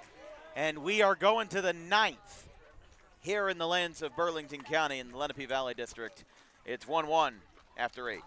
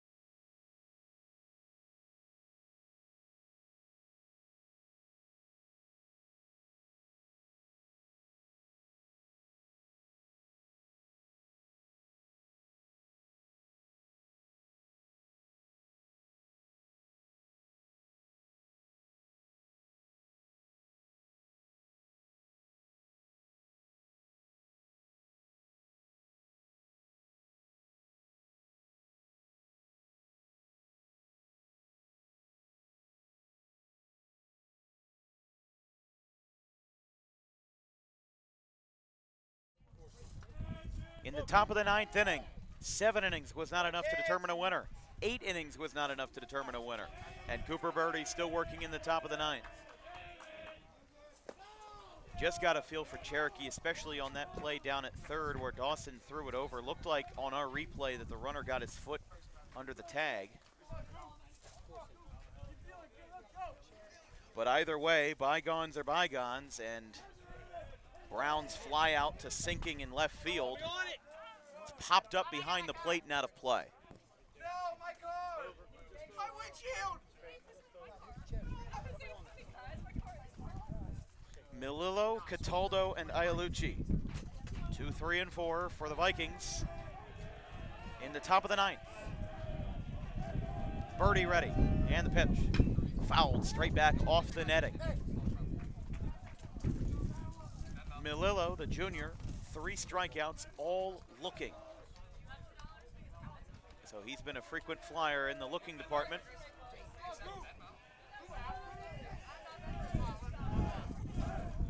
Two strikes. That hit him right in the shoulder. And he's got a runner on to start the 9th.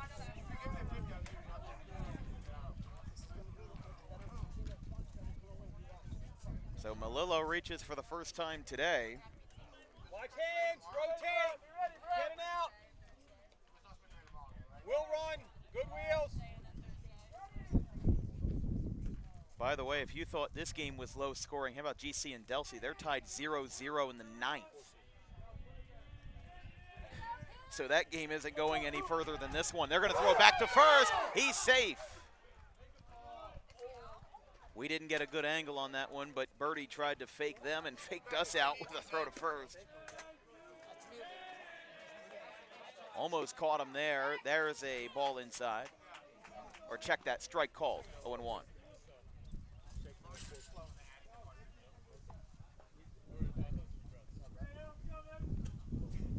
No balls, 1 strike. They're going to throw it back to first again, not in time.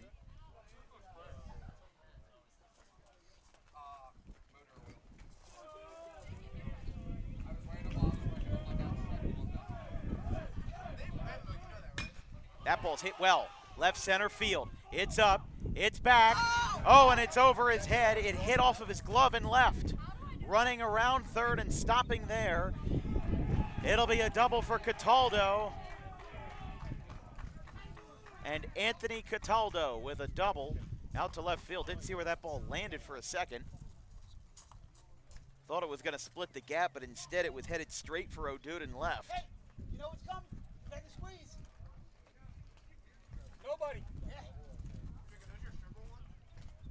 And now just a quick infield visit here with 2 runners in scoring position, and Eastern finally looking to break the ice in a 1-1 game that's been tied since the 4th inning. Remember, the first 4 innings of this game were lightning fast. We went through the first 4 in 45 minutes. But now this game has come to a slower pace with how good the pitching has been and how good the defense has been. Eastern had 1 error on the first play in the bottom of the first and nothing since.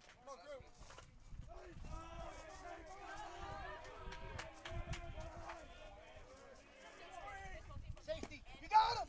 Oh, hold on here. They tried to chase him back to third, and it's successful. They went for the bunt with Iolucci. Jackson, you got to cover first there. You got to cover first. It's not bunting to you. You got to cover first.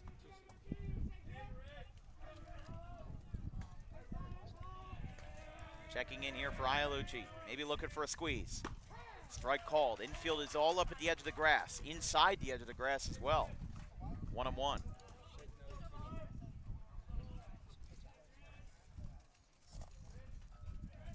This game has been unbelievable from start to finish.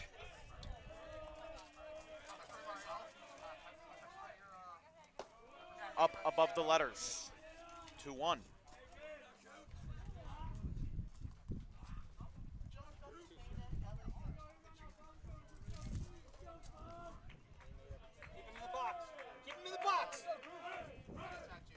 Swing and a miss. It's 2-2. Next will be Carback.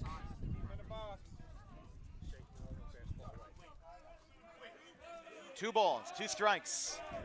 Nobody out. Oh, and right.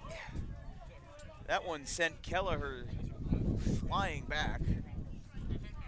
Put that thing on a bobblehead, and it's still 2-2. Okay, can we get a plate clean just to give him a second? Ken, can we get a plate clean to give him a second? Ken, can we get a plate clean to give him a second, the catcher? Can you clean the plate to give him a second? Professional courtesy? Took a foul ball off the face. Can you give him a second? Yeah, that's what I was doing. Oh, okay. Okay. All right, sorry.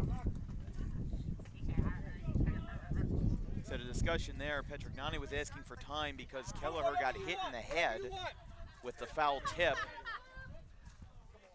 And he was giving the catcher time to get back up. Eastern's dugout getting loud, and now Birdie resets. And now they got to meet here. Don't forget our next broadcast will be Wednesday, May 20th, in a Tri-County bout between the Delsey Crusaders and the Kingsway Dragons. Jackson, he squeezes, you got to go to first. Strike 3, look. He squeezes, you got to cover first. So the infield could be headed for a scramble here. 2-2 count. Nobody out. A hit by pitch and a double to start the 9th. Swing and a miss. He got him. And Birdie with a huge strikeout here in the top of the 9th. Let's go. He K's up Iolucci for the 4th time today. And there's one away. Petrignani comes out, and he's going to ask for time to talk to Cooper Birdie. This is a huge situation, so I don't think he's talking to just Birdie. I think he's doing a PSA for the entire infield. With the infield consisting today of Linden at first, Jackson at second, Brown at short, and Chiesa at third. And of course the catcher Mason Kelleher. I mean, listen, this was not an easy situation that Cherokee was put in here. A hit by pitch to the number 2 hitter Melillo, and then a double down the left field line, and now you've got a strikeout with 1 away. That fired up everybody. And now you've got another situation. Now that you're facing Sean Carback, not going to be easy for anybody. But the first time we covered Cherokee baseball was in a 9-inning game versus Lenape. Cherokee won that game. Now, of course, they were on the road in that event, so this is a little bit of different circumstances. Petrignani talking with the home plate umpire some more here, but this is good baseball. Sean Carback is the batter. The crowd has not wavered nor left the building, even with this pitcher's duel. Some people like to see extra offense in baseball, but for us, we like anything good. It's a swing and a miss by Carback. The tall fell out of the 5 spot. He has struck out 3 times today. That strikeout by Birdie to Iolucci was the 20th by a Cherokee pitcher today, combined between Radbill and Birdie. Radbill finished his day with 16.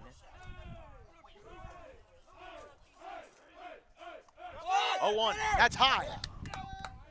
Wanted it foul.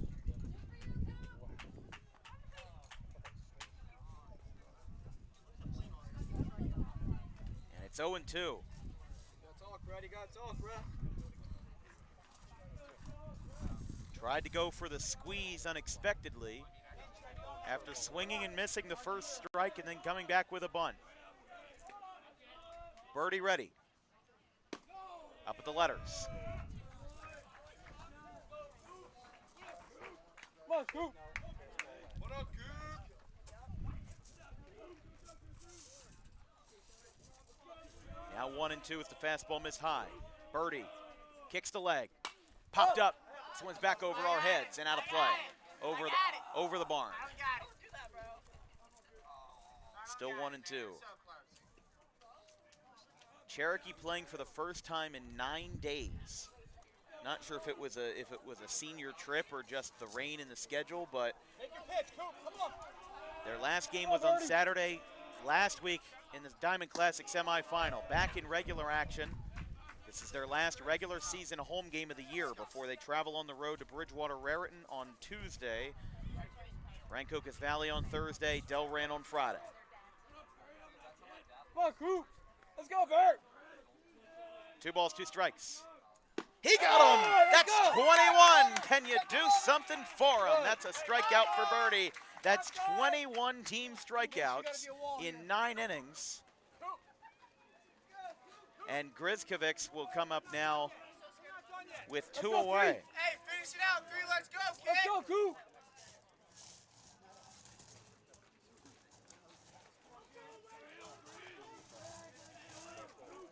Cherokee currently 1-2 with Eastern in South Jersey Group 4. They call the strike, 0-1. Cherokee in the 1 seed, Eastern in the 2 seed. There's a very real possibility this game could be a playoff rematch if everything holds. I mean, Cherokee's got a 5 power point lead on 2 seed Eastern, and then Eastern has a 4 point lead over RV. So I think regardless of what happens this week, everybody should still stay at 1 and 2. The top 3 teams in the seeding.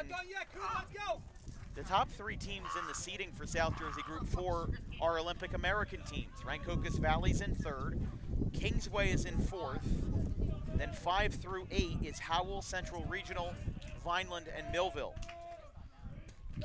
2 balls, 1 strike. Here's the pitch. That one fouled back. 2-2. 9 through 13 is Lenape, Southern, EHT, and Cherry Hill East. And then the final 6, check that, final 4 spots are GCIT, Toms River North, Williamstown, and Washington Township. ACIT, Atlantic City, Pennsauken, and Bridgeton are on the outside looking in, although Pennsauken and Bridgeton have already acknowledged that they will not make the playoffs this year. 2-2. Upstairs, up at the neck. And it's 3-2 to Grizkovics. Martin, the 7 slot, will be next for Eastern if the inning continues. 2 runners in scoring position. They've been standing there for a while. 3-2. Check swing. They're going to peel. They say no. They said no. The assistant coaches come pouring out of the dugout. And it's ball 4 to Grizkovics.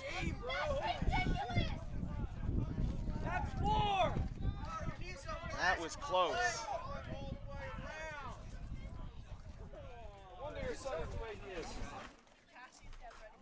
Well, we were going to turn up the mics, but their conversation ended.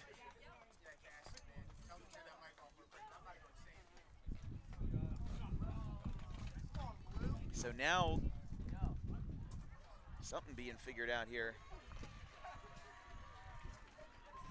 Oh, Birdie's getting a bottle of water, okay. Could have needed some extra hydration. He tossed the bottle back into the dugout, just needing an extra swig. Well, this doesn't make it any easier. The bases are loaded.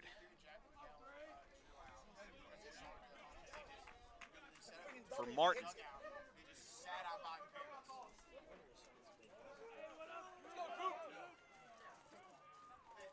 Bases loaded, 2 outs, top of the 9th inning. This could change everything.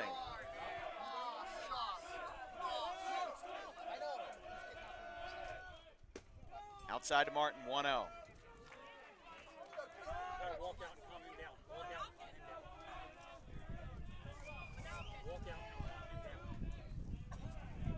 And now Kelleher and Birdie going to meet.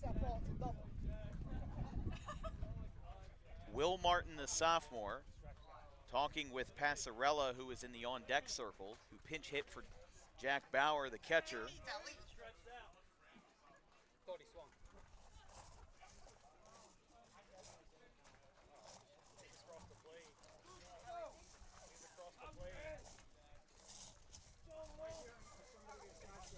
No. 286 hitter Martin. 8 for 28, 321 slugging. 1-0. Called on the inside corner, 1-1 to Martin.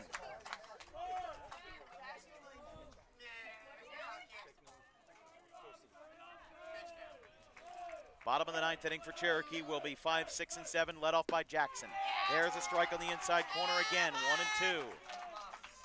Huge spot for the Chiefs. It's been a 1-2 combo and a lethal punch. of Henry Radbill, the commit to Rutgers, and the Cooper Birdie sophomore lefty. Outside, 2-2.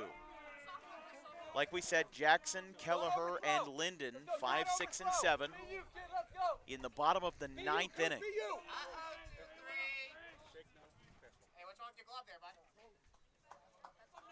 Kelleher is set, back in the traditional crouch. Birdie is set on the side of the rubber. The 2-2. Strike three at the knees, he got him! Listen to this dugout, listen to this crowd. He strikes him out looking, and with the bases loaded, 2 runners in scoring position with nobody out. They load the bases on a controversial walk. Does not matter to the Chiefs. And they go to the bottom of the 9th. We're tied, 1-1.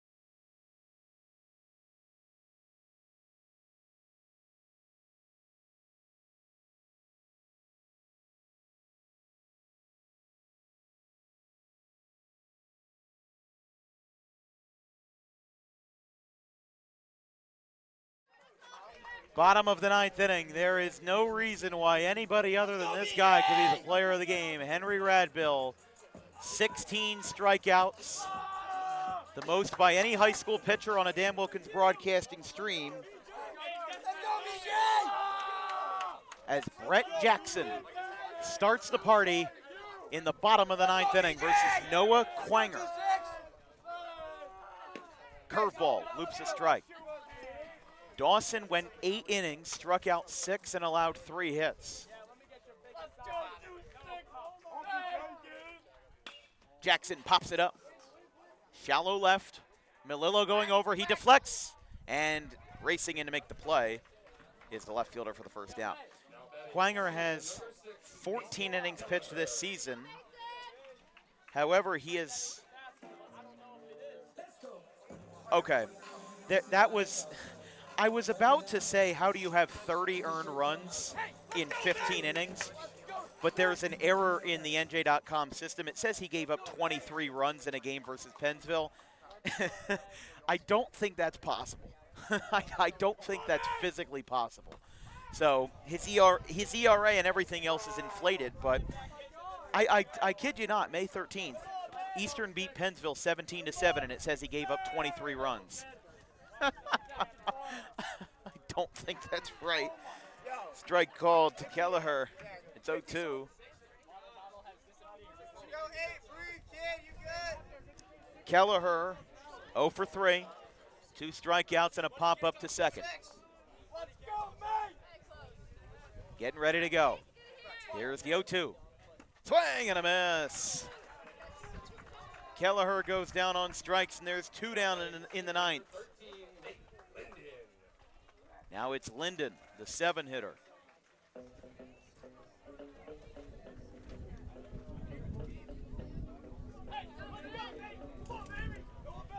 We were talking about Gloucester Catholic and Delsey earlier. They were in the same predicament, 0-0 in the 9th, as that one misses. And in fact, Gloucester Catholic and Delsey are still in that predicament. They're no score in the top of the 10th at GC. There's a ground ball out to second. It's picked up. Throw across the diamond to first is in time. And for the first time since 2023, Dan Wilkins Broadcasting is a high school game that will go to the 10th inning. We'll be right back.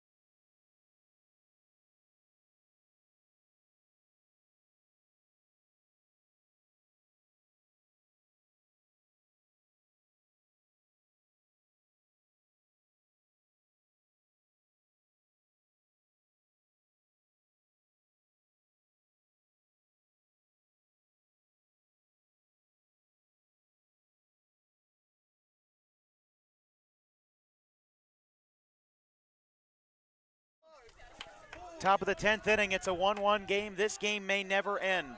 Time itself may cease to exist, and aliens may take over the planet before Eastern and Cherokee score another run.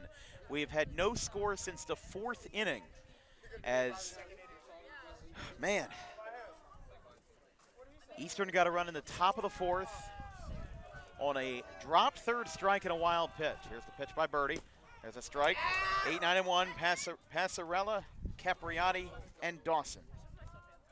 As we enter the 10th inning, it's the first time since 2023 between Cinnaminson and Audubon that a DWB high school game has gone this far. The longest in terms of innings was West Deptford and Audubon on April 27th, 2022. That went 12 innings and went 3 hours and 37 minutes. It's a quick 0-2 to Passarella, who's 0 for 2 after pinch hitting for the catcher Bauer. Birdie delivers. There's 22. You can keep counting them up. That is the 22nd team strikeout for Cherokee. 16 from Radbill, and now even Birdie has allowed a very nice resume for himself with 6. Here's the 9-hitter, Capriati. The right fielder misses away, 1-0.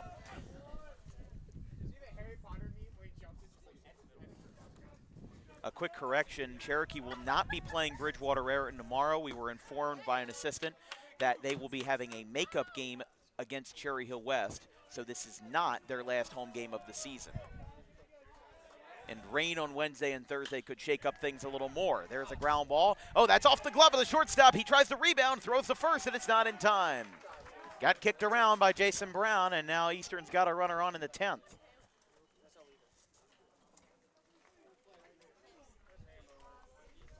It'll be scored as an E6 in our book off of Brown. Remember, for high school games, the home book is the official book.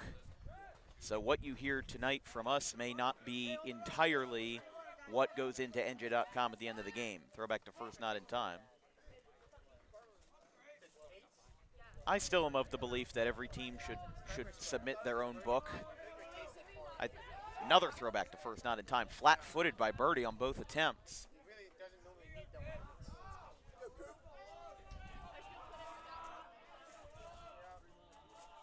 Here's the pitch. There's a strike called.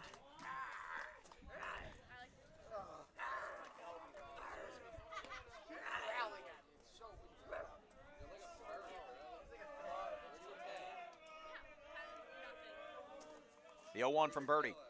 Looked back at first mid-motion, and it's 1-1. Time called. There was a golf cart that went out in left field. A third pickoff attempt gets spiked, at least by the first baseman. A little bit of trouble with Linden trying to come up with that one. 1-1 is in the dirt. 2 balls, 1 strike.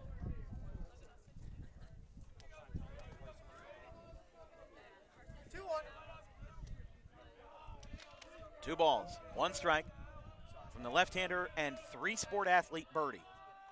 There's a swing and a miss. Took 110% into that swing for the Boston College commit. Just a strike, bud. Let's go, Coop. Let's go, 3.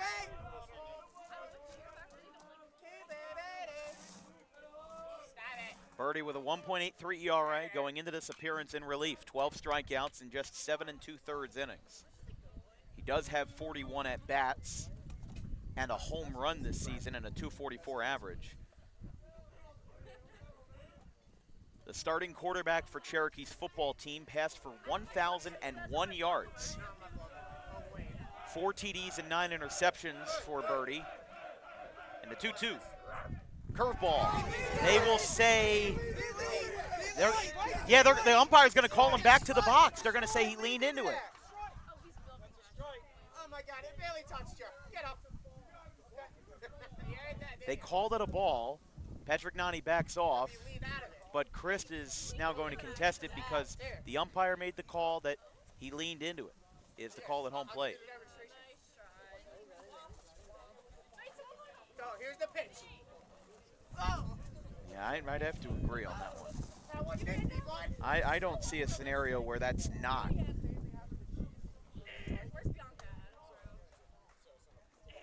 Oh, he did dip that elbow in, but they do call it a ball.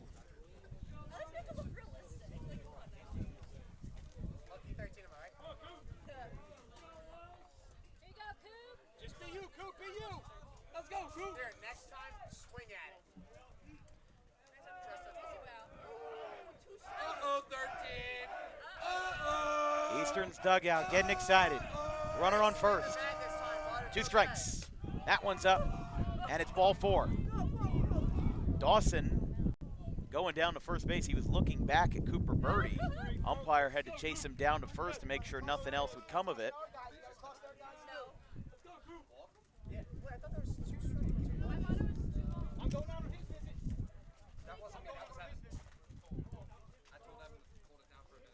Patrick Nani coming out right away with a hustling jog out to the mound. An E6 off the bat of Capriati.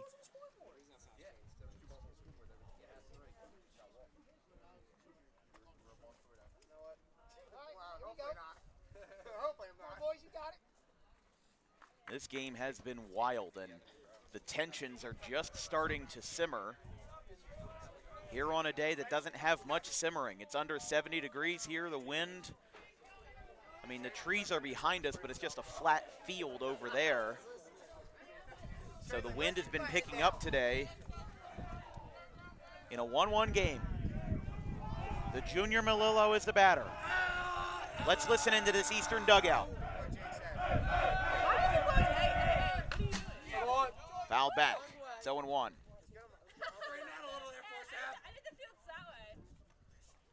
Melillo just got it off the bottom of the bat, or off the top of the bat, pardon.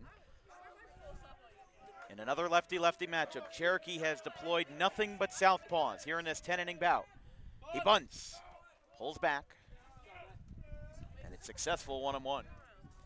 So Dawson was hit by the pitch in the elbow, but the umpire called him back into the box, and I think correctly so, for leaning into it.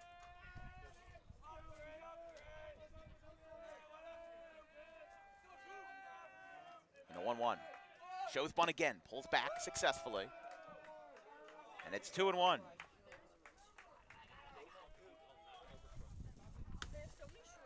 And now another meeting again. Just know that this scorecard is going south very quickly because it's only built for 9 innings. I'm starting to write in all of the columns that usually that aren't meant to have scores put in them, but that's how we roll. It's 6:33 this afternoon. This game started out on a high note with a flyover from the New Jersey State Police Aviation Unit, who flew over the field. 2-1. Melillo bunts, it's foul. Hooked it down the left field line, pardon.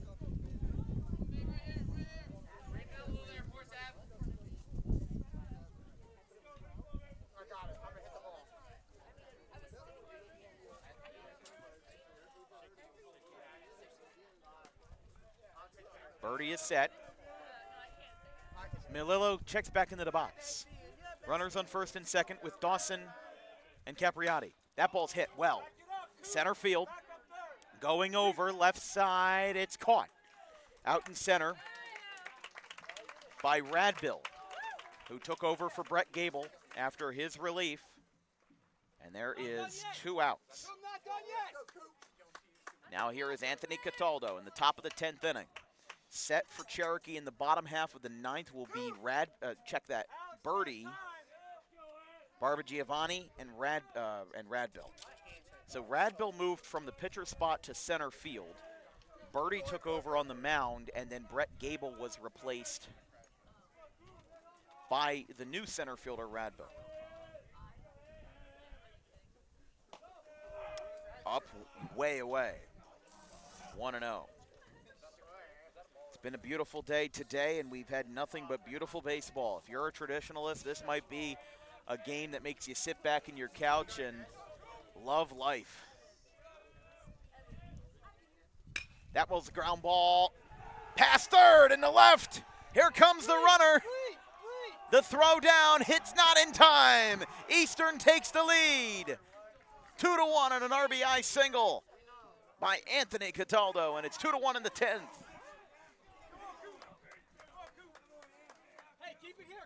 Birdie gives up an RBI single as it just by the skin of its teeth got under the glove of Chiesa.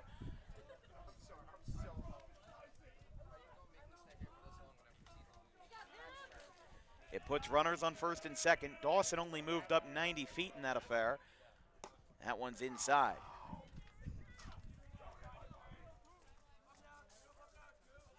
He can't have a second conference.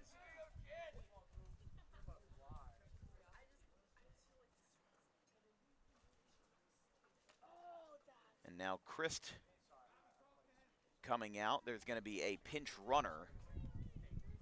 The runner at first is Cataldo, so he will have a courtesy. The runner is number 19, Vinny Pietropola. Jay, rally. Jay, pull side one time.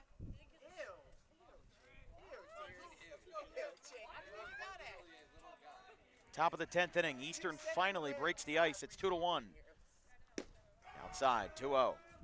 So again, Pietropola running it first, the junior,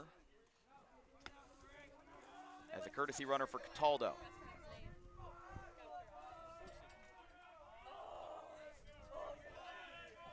Bark at him or something.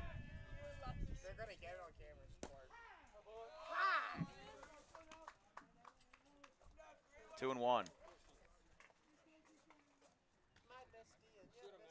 Sixth batter of the inning for Eastern. They get 1 run across on an RBI single by Cataldo. Here's the pitch. Inside, 3-1.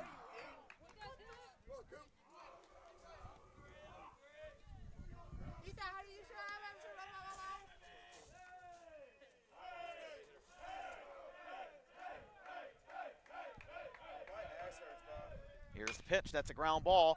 With 2 outs out to second, he's going to tag the bag, and it's in time.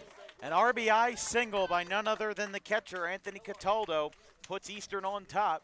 Cherokee will have some work to do as they'll look for their first run since the 4th inning. It's 2-1 in the bottom of the 10th.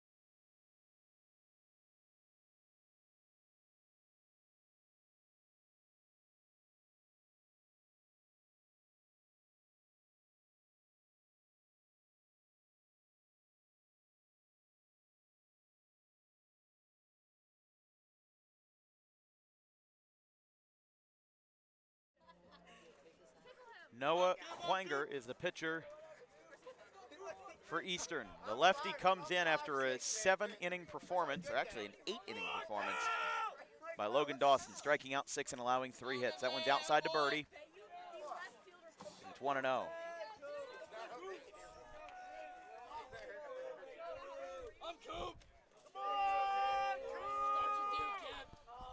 Birdie, Barbagiovanni, and Radville in the bottom of the 10th inning. Here's the pitch. There's a ground ball, first base side. It is picked up, brought to the chest, throw to first is in time. 1 away.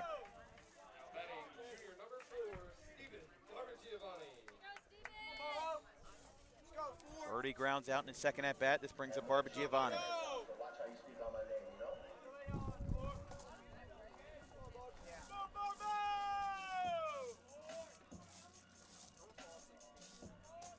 One out in the bottom of the 10th. Cataldo with a quick conversation with the home plate umpire. Barbagiovanni steps out and quickly steps back in. Quanger, 0-1.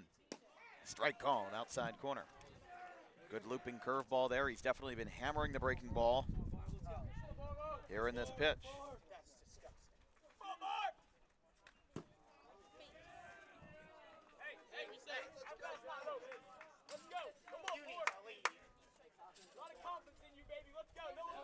One ball.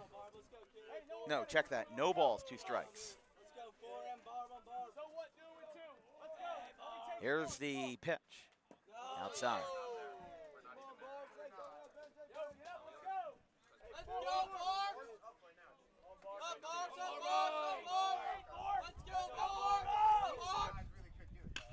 That one is floated by Barbagiovanni. It is going to be caught in left field.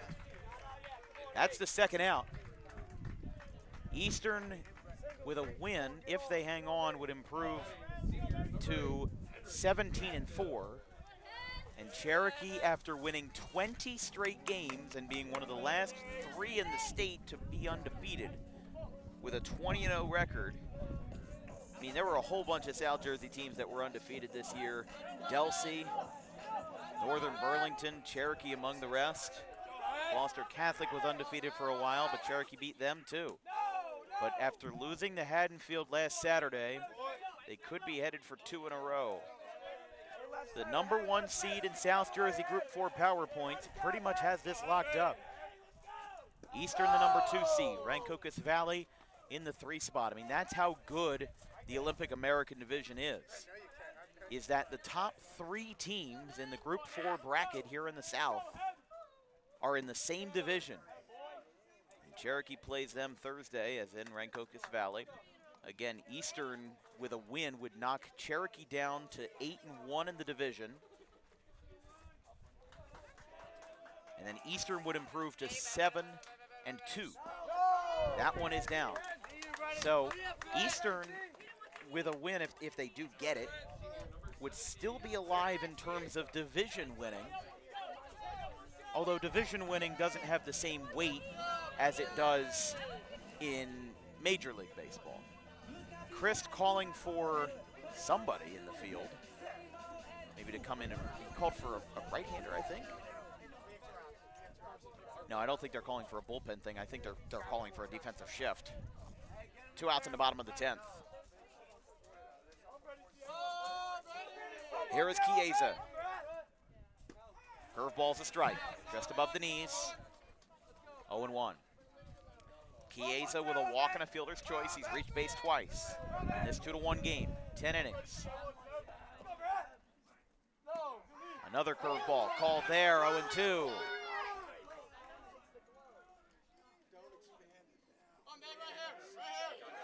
Chiesa, the batter, he steps out, looking to keep this game alive in a 2-1 game in 10 innings.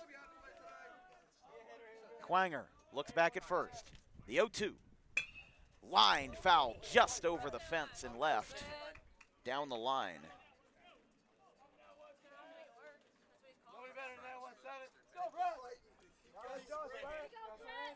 No balls, 2 strikes, 2 curveballs right at the knees.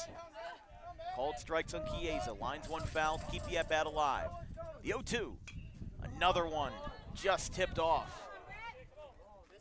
I need one of those things that you clamp onto your finger that tells you your heart rate, because as a neutral observer of this game, this has been one of the most exciting ones we've seen in a while. This is everything a baseball traditionalist wants.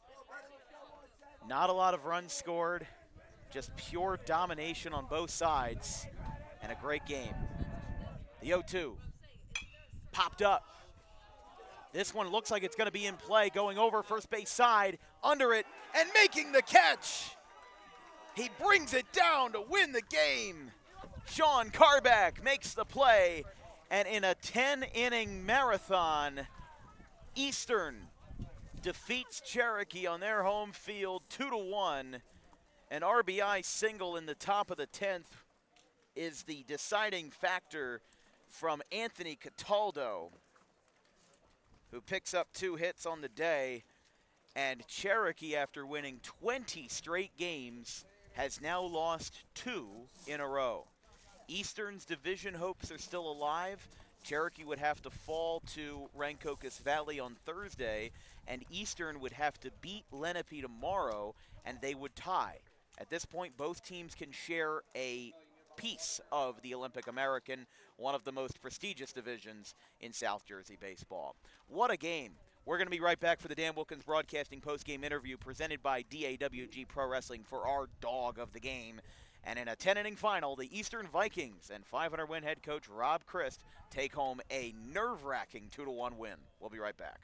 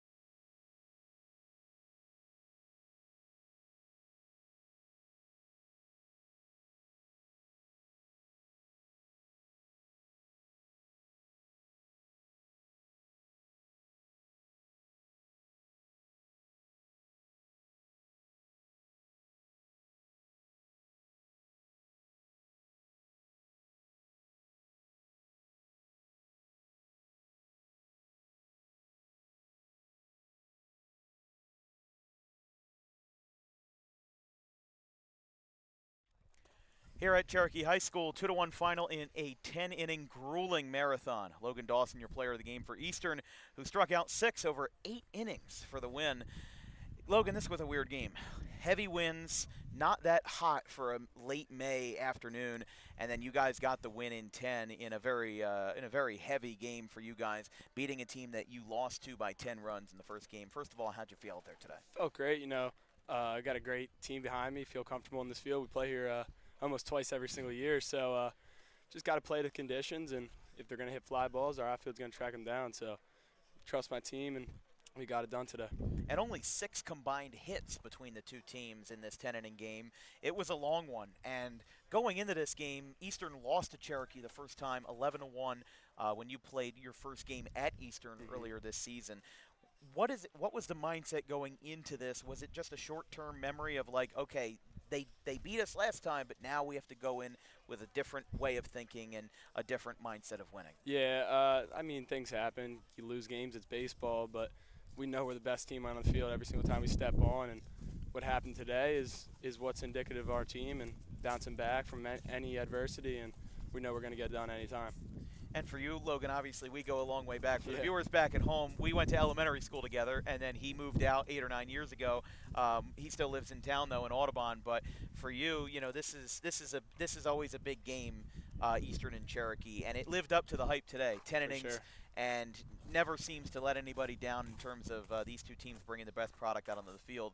One of the things that I did notice though was when they brought you out for the 8th inning, I was a little bit surprised by that. Was that something that you had to fight for? Did Rob Christ have the confidence in you to go, and say, hey, go ahead and pitch the 8th? Yeah, me and Coach are on the same page with everything. He knows I don't want anything more than that or anything other than that moment, so he threw me out there. I knew I was going to get the job done, but just got to trust in your players, and my coach has all that trust. And absolutely, there's a reason why he's got 500 wins, because decisions like that, and then Cataldo gets the base hit in the 10th. One last question, or actually I'll have 2 more, but one of the weird things about playing here, if you notice, like around the 8th inning, I saw a whole bunch of shadows start to form over home plate. You were talking about playing the conditions.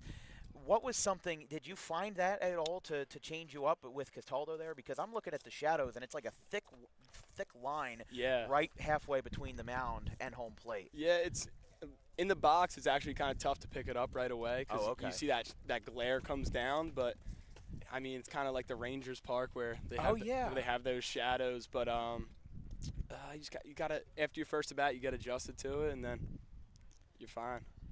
And let me ask you with one more question here. You guys are coming into this game, or leaving this game now 17-4 on the season after beating Cherokee, which started out the season with a 20-game win streak. Yeah. You guys close out the season with 2 home games. You play Lenape tomorrow and then Bayonne on Thursday, the North Jersey team. So how does this win change, if it changes anything at all, how your team is feeling going into those last 2 home games, especially since you guys pretty much have the number 2 seed locked up in South Jersey Group 4. Obviously, you guys went to the state final last year.